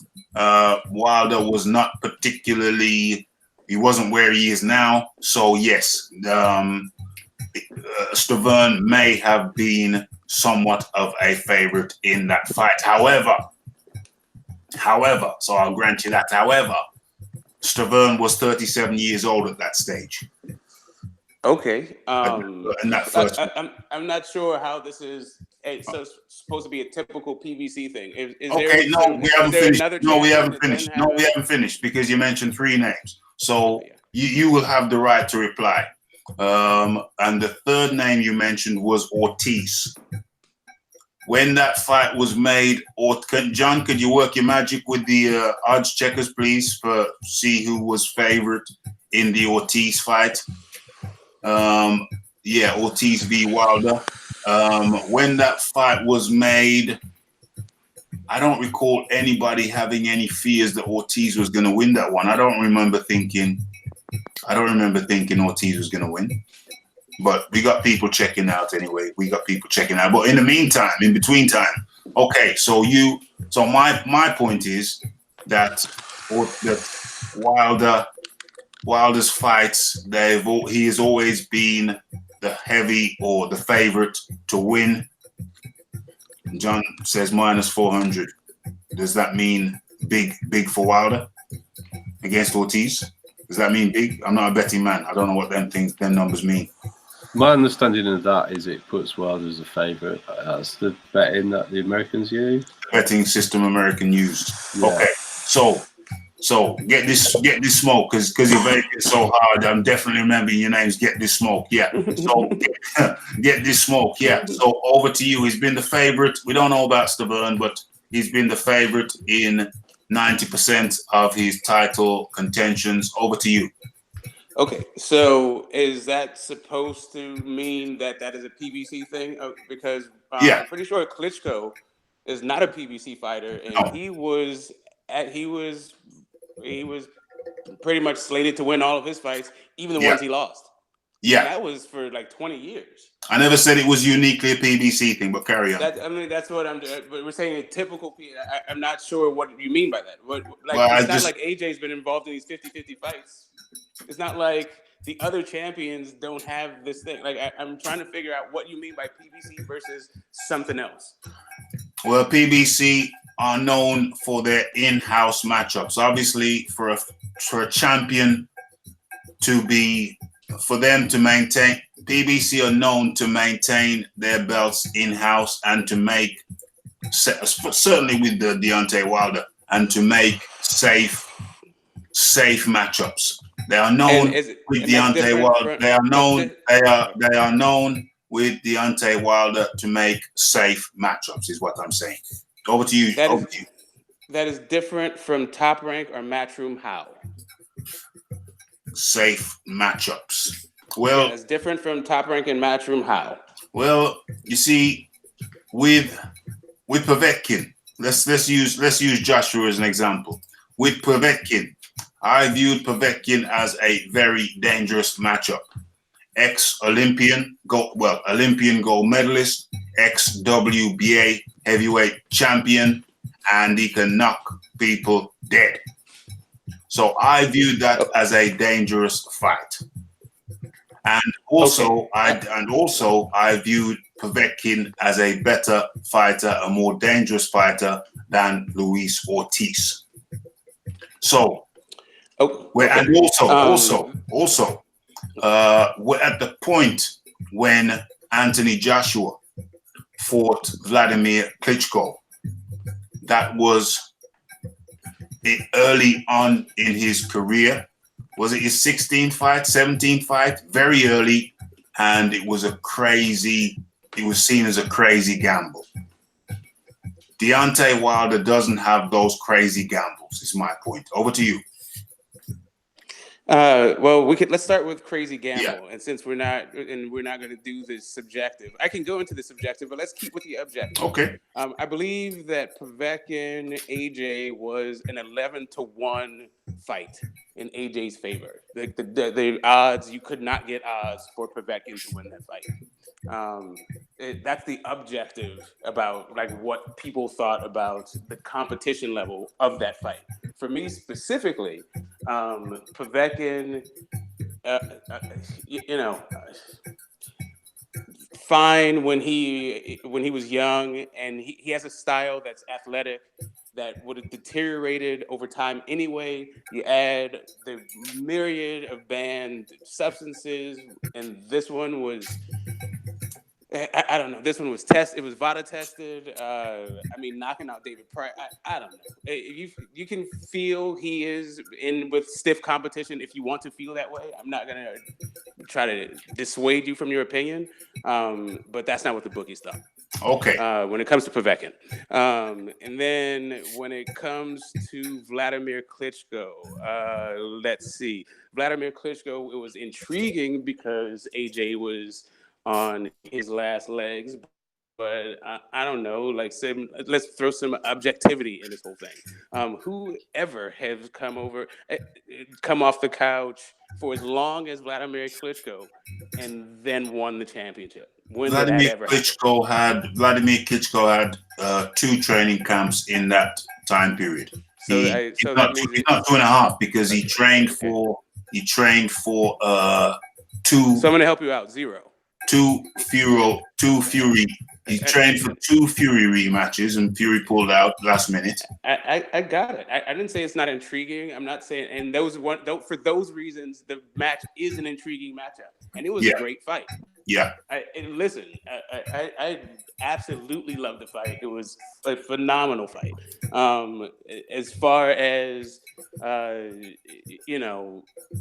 being born on third. No, that's an American term. I'm not even gonna go there. I think that it's a great feather in your cap. But remember the point. As far as being a competitive fight, it shouldn't have been as tough for AJ really. Like all the cards were in AJ's favor. I don't. If AJ was the underdog in that fight, that would be an indictment on AJ. How would that be an indictment on a young fighter with 16, 17 fights? Because Vladimir Klitschko was several years removed from even looking good, but much less a win. That was the best Vladimir Klitschko we'd seen in years. Correct, and the best Vladimir Klitschko we've seen in years got stopped again. He got stopped by Joshua. Yeah, but he also got stopped by several other people throughout his career. It's not like the only time he got stopped. What's your point? What's your point, though? My point is, you can revere Vladimir for any number of reasons, but it's not like he had this granite chin, never been knocked out. It's not like he was an active champion. It's not like It's not like AJ was the one who stopped his 10-year run. There's any number What's of your things point relating to the original question? Well, you were talking about Wilder hasn't fought anyone, and then you went into AJ, and I'm saying that none of these people. You're saying that Wilder has always been the overwhelming favorite, and Yeah. I'm saying, well, how is that different than Vladimir Klitschko? How is that different than AJ? How is that different? How is that different? How are you accusing PBC, or why are you accusing PBC, or even how are you defining a typical PBC fighter? Because these terms that you're using can apply to every other fighter, every other organization. I don't know what you mean. John wants to come in. Come in, John. Okay, well, if we're going to talk about PBC versus Matchroom and taking risks, there's some fights that have happened in the UK, like the Cheeseman fight, which he lost recently, that you probably, I don't know if you've seen that fight, because it's not a high-profile fight. I did. Okay. It was a really ugly fight. Yeah, so Hearn does take risks with people, and people get L's. Mm-hmm. If we're going to look at the PBC as a whole, which I think is Raphie's point, another good fighter who's also an example of this is Spence. Mm-hmm. Spence is not taking high-risk fights. He should be fighting Crawford. I don't understand why he isn't fighting Crawford. That is the fight at welterweight that everybody would want to see. It's nowhere near. And instead, he's making in-house fights. Crawford's called him out to his face. So you can't try and put anything on Crawford. And again, I'll put this to you. Why didn't Wilder try and unify the belts? Whether you rate Joseph Parker as a champion or not, AJ took him on and fought him. He fought Klitschko because it was the best available fight available to him at that point. However you rate Klitschko, that's still the case. And he's got the shine for taking what I would consider to be a risk. Against Dillian Whyte, that was a real live fight in his 15th fight.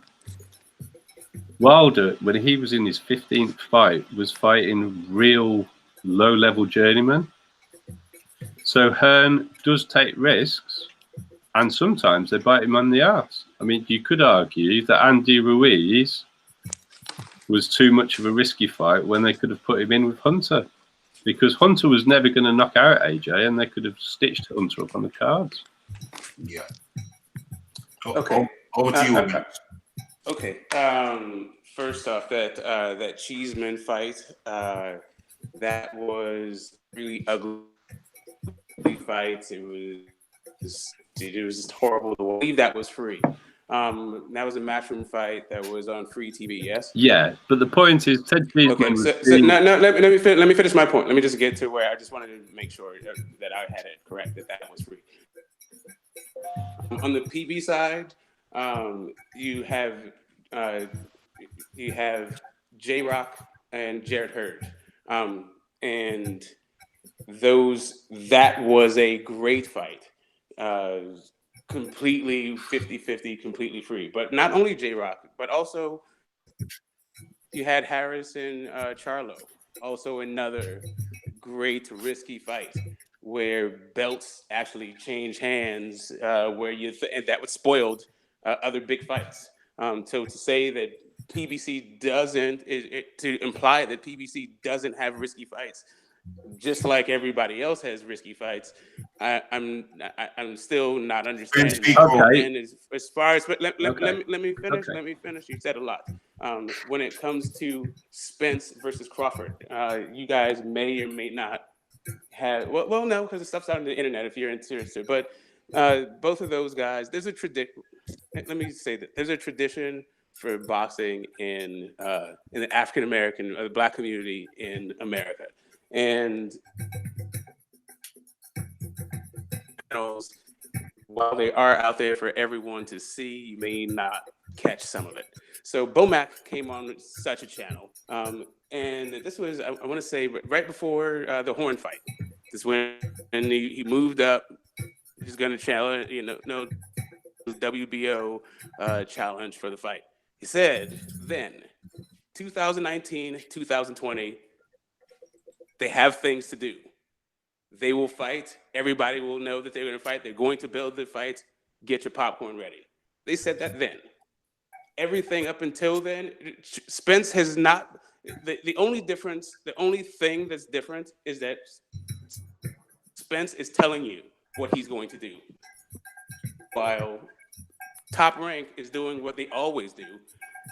They marinate a fight and then scapegoat the other side. And both sides are doing pretty much what they've always done. Top Rank is not some bastion of, hey, let's make the fight right now. There's two. Let me get through all of it because I haven't even got to the Wilder part of it. No, but you have to be concise though. I'm being concise. Okay, so let me just move on to the Wilder then. No. Crawford wants Spence. Spence saying no. No, Spence is not saying no. Spence is saying, I will fight you when I fight you. and they both know when that's going to happen. When is that going to happen? The end of 19, either the end of 2019 or the beginning of 2020. And this entire song and dance actually how do you know? A PR move that stems from when Spence was going to the Porter fight after Porter got the belt from Garcia. Spence went there to specifically call out Porter to get that fight, and since they didn't call out Spence then, they're like, oh, now he's ducking Spence. Then Spence went to the Hooker fight, the Hooker-Serrato fight, and then anyway, we're going to get into the weeds about the buildup of the Spence Crawford fight, and you guys can pick a side if you want. I don't care about the buildup. I know what's going to happen. I know they're going to fight, and if you think that's a PBC, some sort of shell game, go ahead, knock yourself out. Top Rank's marketing strategy has been done the same way since before I was born, and I'm approaching. Anyway, it doesn't matter. All I'm saying is, you guys think what you want. All I would caution you to is advise the way Top Rank builds fights. They want it now. So lastly, the Wilder. Why didn't Wilder unify? Yeah. Okay. Firstly, Wilder wanted to fight Vladimir Klitschko. What? Yeah. That was the first. Vladimir Klitschko wanted to be the undisputed champion. It was his greatest goal. It's what his lifelong dream when Bermane Stiverne was champ. Then, when Wilder became champ, Vladimir Klitschko said that Wilder needed to build his profile. Meanwhile, what Vladimir Klitschko signed a 3-fight HBO deal to come back to America. Who did he fight in his comeback fight? Brian Jennings. After that, he fought Tyson Fury. And the last fight, he was expected to win both of those fights. The last fight was going to be the fight that they'd been building up the whole time. Vladimir Klitschko retiring undisputed. However, throughout that process, he got sidetracked by Tyson Fury, and then he got stuck in the UK. And that was the end of Vladimir Klitschko cherry-picking his way to history. Now, all that's left is everyone talking about how he was great for so long. Meanwhile, half the stuff that you accuse Wilder of, like, you want to look at, let's look at Vladimir Klitschko's first 42 fights. So take a look at that. We're not going to go through Klitschko's resume now, I'm just saying, when there's some points that you've made that need answering. Okay, great. And they're quite far back now. Okay, cool. I'm done. That's okay. That's the one for why didn't it unify then. We'll come back to that. If you want to come back to that. Joseph Parker up because he tried to fight Joseph Parker. However, he got outbid by Matchroom. So it wasn't that he didn't want to become the unified champion. He got outbid. Why is Parker going to fight in America for less than $1 million? If you make a low ball offer, I didn't say that. Are you going to? Can I come in now? Could I come in on your points now as well? So the last unification, the last time Wilder tried to unify was when AJ had one belt, and then he tried to unify again when AJ had two belts. So then he tried to unify again when AJ had three belts. What happened each of those times? Never trying to. What happened on each of those occasions? I mean, how far do you want to go back? What happened? There. You said 1, 2, 3. What happened on each of those occasions? The first occasion, AJ said they needed to build a fight. The profile wasn't big enough. Oh, no. Hold on. Now stop. Please stop. Please, you just gone up way off course. John Dealey, come in. Okay, well, the 154-pound fights you were referring to, there were several. The Harrison Charlo fight, the Hurd Harrison fight, were they in-house fights? Yeah, we were talking about in-house fights. That's what the point was. No, we weren't talking about in-house fights. Yeah, we were saying, what we were saying, and this is, I think, the point you missed about Ted Cheeseman, but I didn't interrupt you, so I'd appreciate it if you don't interrupt me. Okay. Ted Cheeseman, that was an out-of-house fight, so the in-house fighter lost. The 154-pound fights you were referring to, Heyman couldn't lose because they were in-house fights. And what we are saying about PBC is they make in-house fights. Okay. So you proved our point with your examples of the. No, I thought we were talking about in-house fights. I thought we were talking about in-house. No, but my point was in-house dangerous fights. Smoke, you're going to have to let me talk now. You're going to have to let me talk now. I can give you different examples. I can give you different examples. I gave you those examples. But this is a lot of interrupting for a very short amount of talking from me. So, are you going to let me come back on your points, or do you just want to continue talking? Proceed. Okay.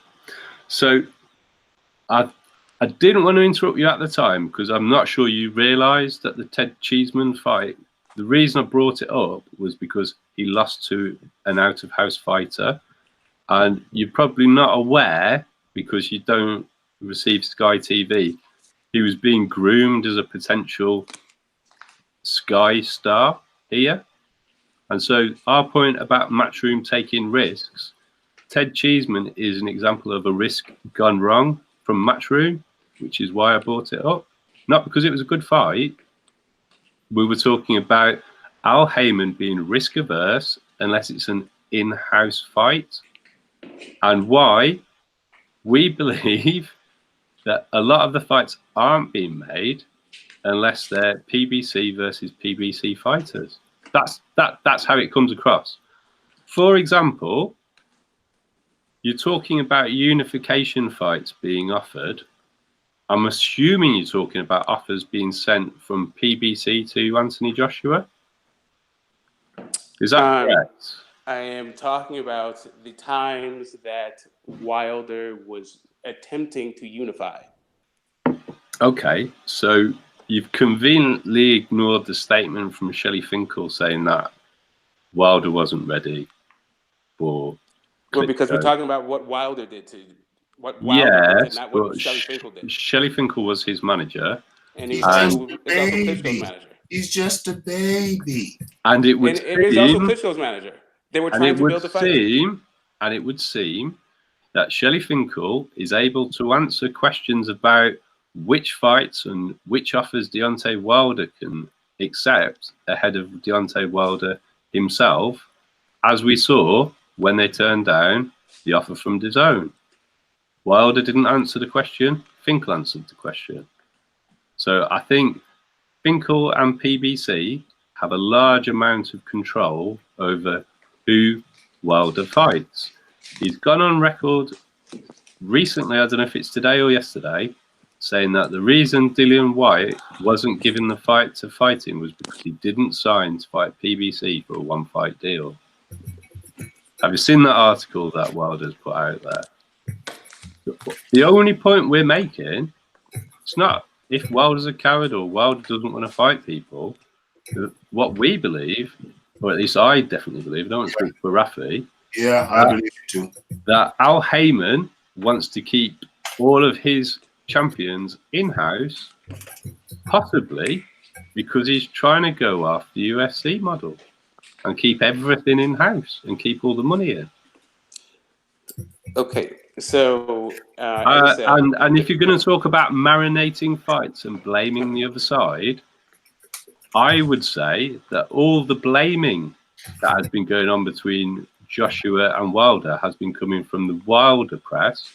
Joshua has said himself that he's been at fault at times during the negotiation process. Wilder hasn't once said that. All of the concrete contractual offers have come from the Joshua side to the Wilder side. There has never been a contractual offer come from Wilder to Joshua, as was proved by the Twitter battle between Hearn and Espinoza, because Espinoza was unable to come up with anything that hadn't come from Deontay Wilder. And as we've seen, Deontay Wilder can't make his business decisions because he couldn't explain why he didn't accept his largest payday for fighting on DAZN, his largest payday for fighting Brazil on DAZN. So it's not having a go at Wilder, we're talking about PBC. And as for Uncle Bob marinating fights, Uncle Bob marinates fights. He's the master of doing it. No one's going to suggest that he doesn't. All we are saying is that Eddie Hearn has actually sent out genuine offers for fights. He's done it in-house. He had Dillian White turn down a fight, which I wouldn't have been that bothered about seeing, but it would have been a decent fight at Wembley, and his own fighter turned it down. They do make genuine offers. That's the point. And they do take risks. And at the moment, Matchroom isn't necessarily benefiting from that because some of their rising stars and their biggest star have lost fights recently. okay, all right. So, okay, PBC champions don't take outside fights. Did anybody say that? I have said that. The only loss Gary Russell has is to a non-PBC fighter. But let me keep going. Going.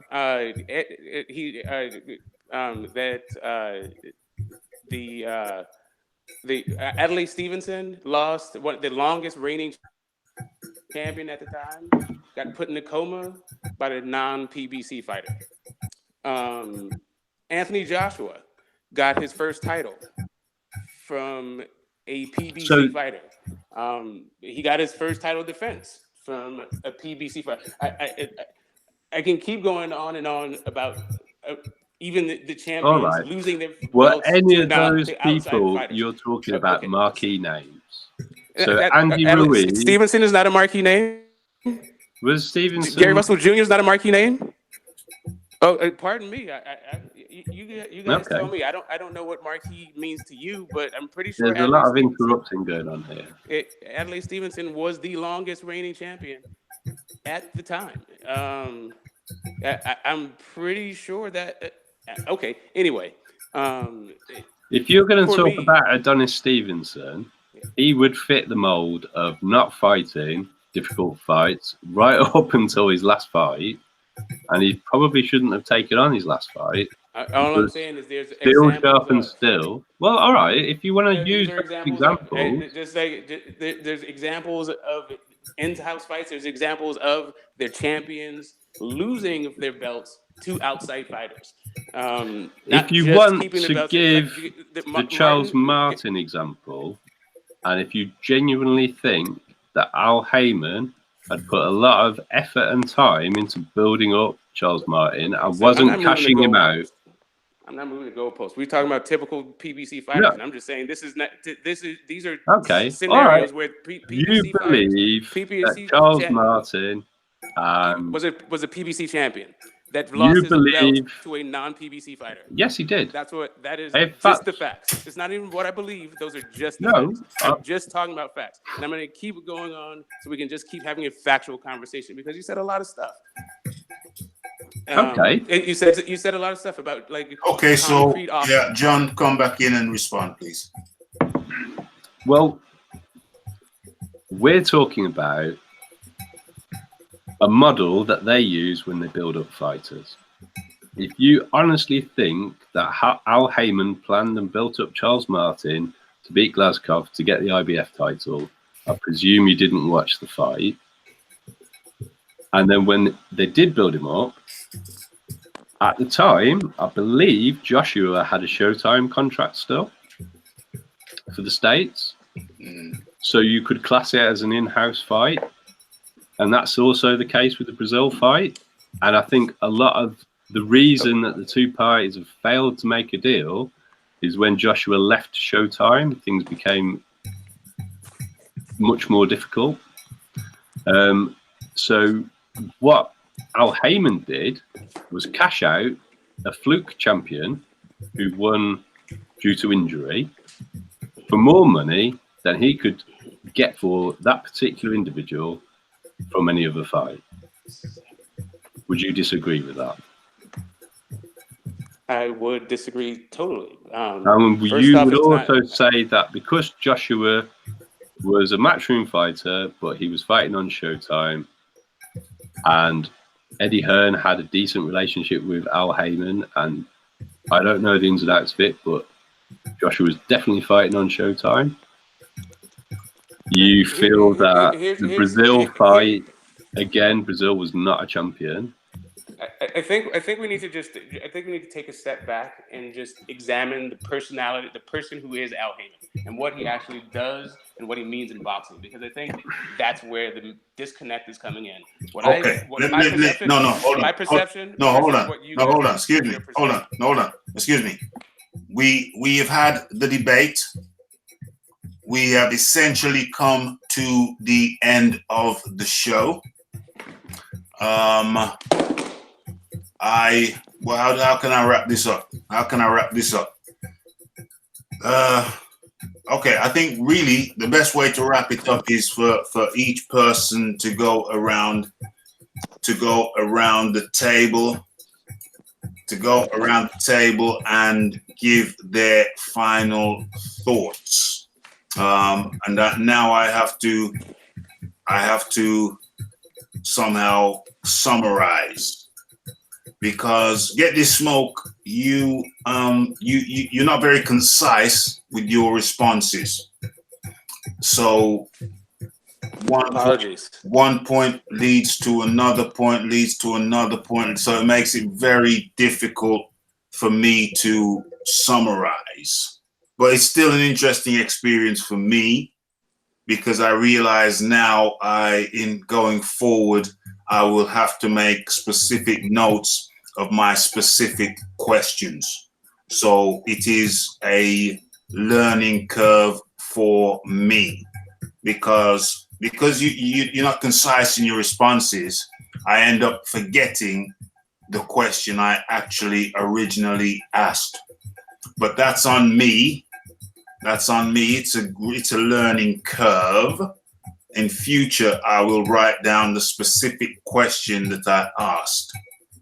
Okay, so I think this stemmed from my statement. This stems from my statement that the PBC have a particular way of operating, and it is very rare. Well, they tend not to make fights where they think the opposition has much of a chance. And I used Deontay Wilder's title defenses as an example. Now, from my position, I maintain that position. I think all of Deontay Wilder's title defenses have been or were considered at the time of inception as being very safe risks, low risks, including Ortiz and including Fury. So that is my position on the PBC way.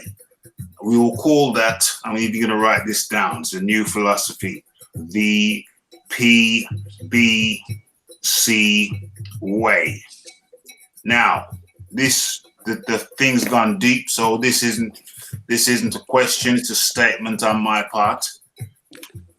I will say, as an example of the PBC way, that Deontay Wilder did not accumulate any belts after gaining the WBC belt. He didn't get the IBO, he didn't get the WBA or the IBF or the IBO for that matter. Those titles were won by Anthony Joshua.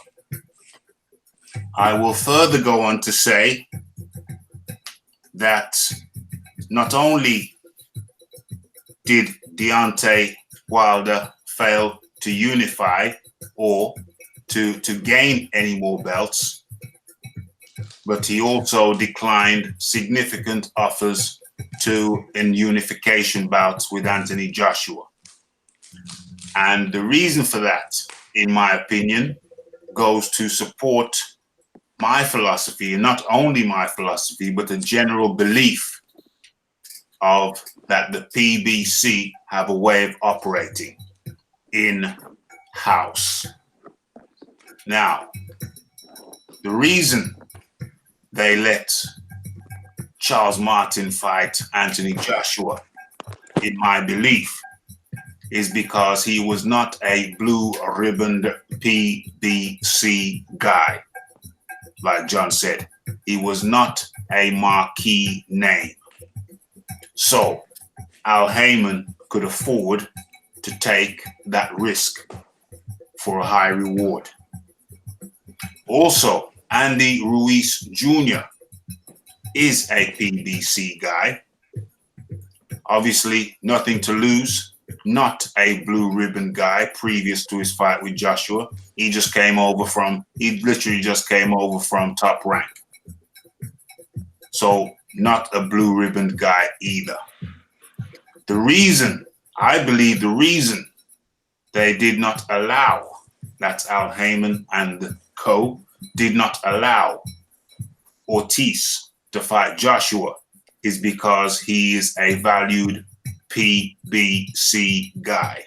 He's a blue ribbon guy. They were saving him for Wilder. So that's, to me, that is what I mean by the PBC way. You have offered your opinions which go contrary to that, and you have highlighted your position. Is there anything further you would care to add? Get this smoke. Concisely, because we're at the end of the show now. Okay. The only thing I would say is I would love to either agree or disagree, but I actually don't even know what you guys mean by typical PBC fighter. I'm still trying to get to a concrete definition of what that is. So. Okay. And over to you, John, your final words. We haven't got time to do it now. No. But I would be very interested to understand why there's such passionate support for Al Heyman in certain sections in America. I don't support Eddie Hearn like that. When he does something that I'm not happy with, I'm not happy with it. There's times when Frank Warren does good things. The offer that he's made for the Callum Smith fight's a good offer from Frank Warren.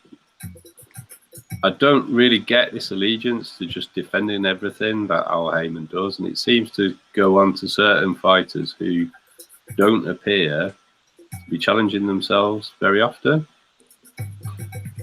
So I'd like to know a bit more about that. It's been interesting talking to get this smoke. Yeah, it's been great, Ashley. Thanks for having me. And that's what I believe this is all about. Freedom of speech, strictly logic and beat. 100%. I think you guys expressed yourself as particularly Mr. Organic. Get this smoke.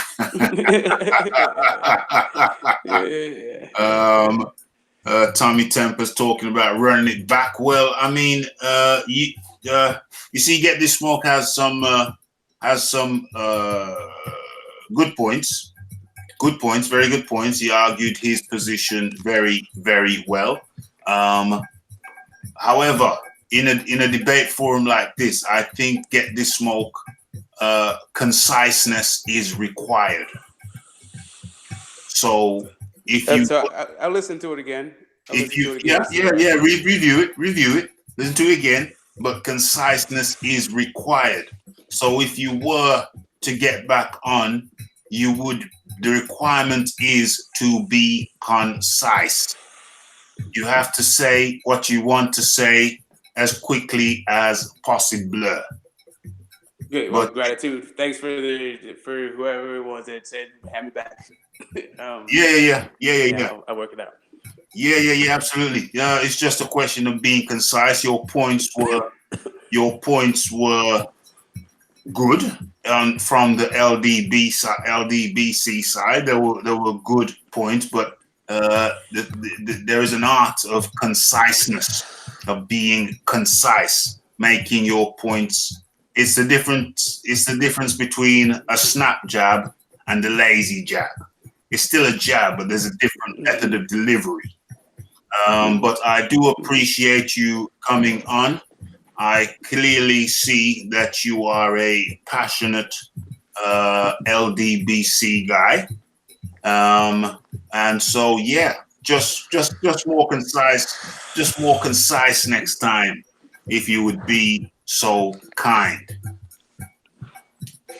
I did my best. Thanks for having me. Hey, it's been a pleasure. Until next time. It has been a pleasure. Thanks for joining. Thank you for joining. Let me just read out some comments in the chat. Respect to all fight fans, though, says Dynamo. Yes, never seen you in here before. Good to have you. Smack the like button if you liked it.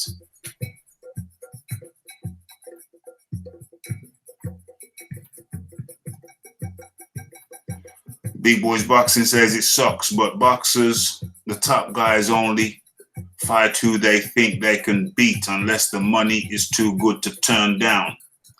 It is what it is, and us fans have to lump it. Indeed.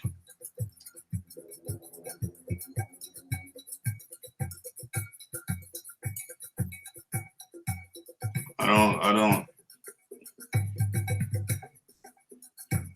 GTS, good job. Debating isn't easy. Much respect. Yeah, indeed. I think he's done it before, though. He doesn't seem like a novice. Doesn't seem like a novice at all. Head says I could stay for hours. Tommy Temper, run it back, please. Seems like Tommy Temper, seems like a lot of people enjoyed it. Raph, we need a part 2 to this. Seems like people enjoyed it a lot. Yeah. If people say they want a part 2, it was on. Yeah. People seem to enjoy it. I'm scrolling through the chat, scrolling through.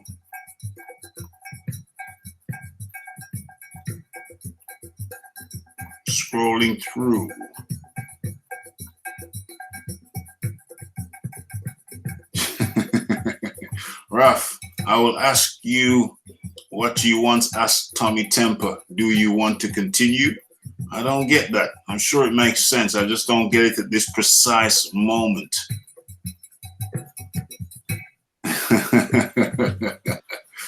Red Glove Militant. There's a lot of in-chatting here. So, okay. Who else? Who have I got? Still with me, Tommy. John Deely is still here. And so we have set our final, I don't know if we said our finals. I mean, basically I'll summarize. This show was essentially primarily a one topic show. I'd written up in the description of the live show on Monday that I'd written up a description of the topics, and one of them, first and foremost, was the franchise champ discussion. I got sidetracked by, who was it? Don ZB. I got sidetracked by Don ZB when he came in the chat. He came in the chat, kind of bustling in the chat with some different topic. So I thought, let me just deal with this topic, invited him on. Then we ended up talking about, yes, Izzy Unu fighting again this week. I will certainly be watching that also. No question about it. I will cover that, no doubt. So I got sidetracked on Monday with Don ZB and ended up inviting him on. It turned out to be, along with Tommy Temple, turned out to be a very good show. I've actually listened to that one back from beginning to end. It was a very good show. Get This Smoke had the Stones to come on the show. Yeah. But Get This Smoke is a long time boxing guy. I've been reading various chats in the various forums, and I've seen Get This Smoke around. So Get This Smoke is an experienced guy. He's not just a recent guy. He's an experienced guy in this realm. So I got sidetracked. So I thought it was important that I deal with the franchise championship issue today because I didn't get to deal with it on Monday. So that's why it was important to do this today. Now, as we see, there's still Parker. We didn't talk about Parker, Andrade. Yeah, but we did talk about Andrade and Charlo. So really, I covered probably about 80% of what my intention was without actually looking at the show description. So it has been mission accomplished. We talked about the WBC franchise championship, and I wanted to do that thoroughly. We did that thoroughly. We talked about the middleweight situation, and I think we did that thoroughly. So basically, I'm happy with that because we covered two deep topics thoroughly. So I'm very happy with that. So I'll come back to John Deely for his final words before I do the roll call. I think we got through most of the middleweight. Unfortunately, I think we got sidetracked on Charlo into the PBC sort of rabbit hole. That is problematic. That is problematic. I can't go into those rabbit holes. It's got to be concise. It's got to be crisp. It's got to be very, very concise to get through it. Next time, if I have Get This Smoke on, I will have to devise a system whereby his answers are crisp and precise and to the point. I don't know how that's going to be possible. I'll figure out a methodology to ensure that, but certainly he's a knowledgeable guy. He's a knowledgeable guy in the LDBC realm, and I would like to figure out a way where we could get his answers in a crisp and concise manner, so that he could answer in a non-circumulative way, because he's very circumulative, knowledgeable, but circumulative. You do have to go around the houses with him. He's a nice guy. I see him in chats in various platforms. Yeah. He does know his stuff. He knows his stuff. But if it was 1 point at a time, yeah, it'd be a lot more straightforward. But he's a nice guy. He's a nice guy. I don't know how I could get him to be more concise, though. That is the question. But he's knowledgeable. He knows his stuff. It was a pleasure to have him on. John Dealey, we're gonna have further topics where we have you on for discussion. I noticed that you've been in the videos. You've commented in some of the videos. As requested, guys, don't neglect the videos. The videos are the lifeblood of the channel. If you want the channel to exist, do not neglect the videos. You don't have to be in every single one, but by all means, check out a video a day or a video every other day. Every view, every comment helps. Even if it's just every other day. I don't think that's too much to ask. You don't have to. You're not obliged to. But, you know, check out a couple of videos a week. It will be nice. It will be nice. They're the growth hormone of the channel. So whilst it's not mandatory, please consider it. Just every now and then. Okay, John, any final words? It's been good to have you on. Thanks for having me, Raph. Yeah. Good show. And I'll keep watching the videos. And,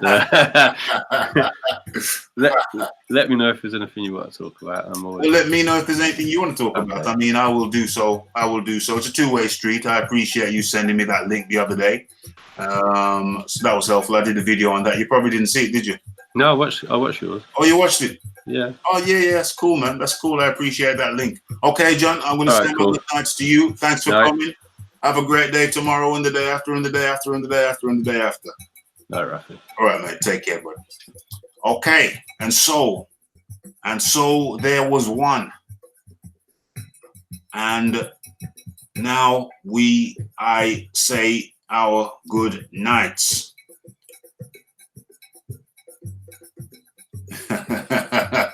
Have a great night, guys. I hope everybody who wants to smash the like button, smash the like button. If you don't want to smash the like button, don't. Wow, I've got a record number of dislikes. This is success. This is success. When your haters come to visit you, that is a beautiful, beautiful, meaningful thing. Meaningful. It is.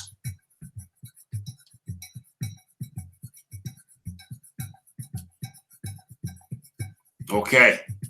Yeah. Excellent. The chat's still going on. Like I say, if anybody who wants to smash the like button and has not done so already, please kindly do so. If you don't want to smash the like button, then do not do so. It's been a pleasure. We've had Get This Smoke on here. We've got our resident in-house guy, John Dealey, kind enough to join us. He did a little bit of research and shared with us. Much appreciated. So it's Get This Smoke. It's the John Dealey. It's the Toby. But anybody who's still in here, just write a comment at the bottom so I know you're still in here, because I'm not going to scroll all the way up to the top. So it's the John Dealey. It's the Red Glove Militant. It's the Toby Bartlett. It's the Get This Smoke. It's the Big Boys Boxing. It's the Tommy Temper. It's the, who else we got? We got. I think I mentioned the Red Glove Militant. D-Bro is in here. Yeah, 1 minute to answer each question. Yeah, I need to get a timer. That's a brilliant idea. I've thought of it before. Get a timer. I need to get a timer. Ideally, I'd like a timer on the screen so everybody could see. Yeah, appreciate it, big boys. Ideally, I would have a timer on the screen, which I could kind of just press, say, go. And, you know, you'd see the time, you'd see the countdown on the screen. I don't know. That's some technological shizzle. You just have to, how could I get a timer on the screen? I don't know. Counter. I'm sure it's possible. But anyway, I'd have a little beeper alarm. I've got one anyway. Beeper alarm. Show you the time. Put it down. Nah, that's too much of a rigmarole. I just have a beeper on the table. 1 minute each answer. You hear the ping when it goes off. Exactly. It's simple. It's the Red Glove Militant. It's the Big Boys. It's the Toby Bartlett. It's the Tommy Temper. It's the John Dealey. It's the Get This Smoke. It's the D-Bro. It is the Red Glove Militant. Who else we got in here? I know I'm going to miss some people. I hate missing people. Yeah, I think these are the names that were here till the end. Did I mention Ped? It's the Ped. It's the Dynamo. Who else is there? Yeah, I think that's it. That's the names of the guys who remained till the end. And it's Raphael Dawkins. It's the Combat Radio. It's the check out the videos. It's the smash the like button if you like and don't smash it if you don't like. It's the live boxing talk with Raphie. It's been another good one. I enjoyed it. I hope you guys did too. And live boxing talk with Raphie, episode 30. And we are out. Blessed.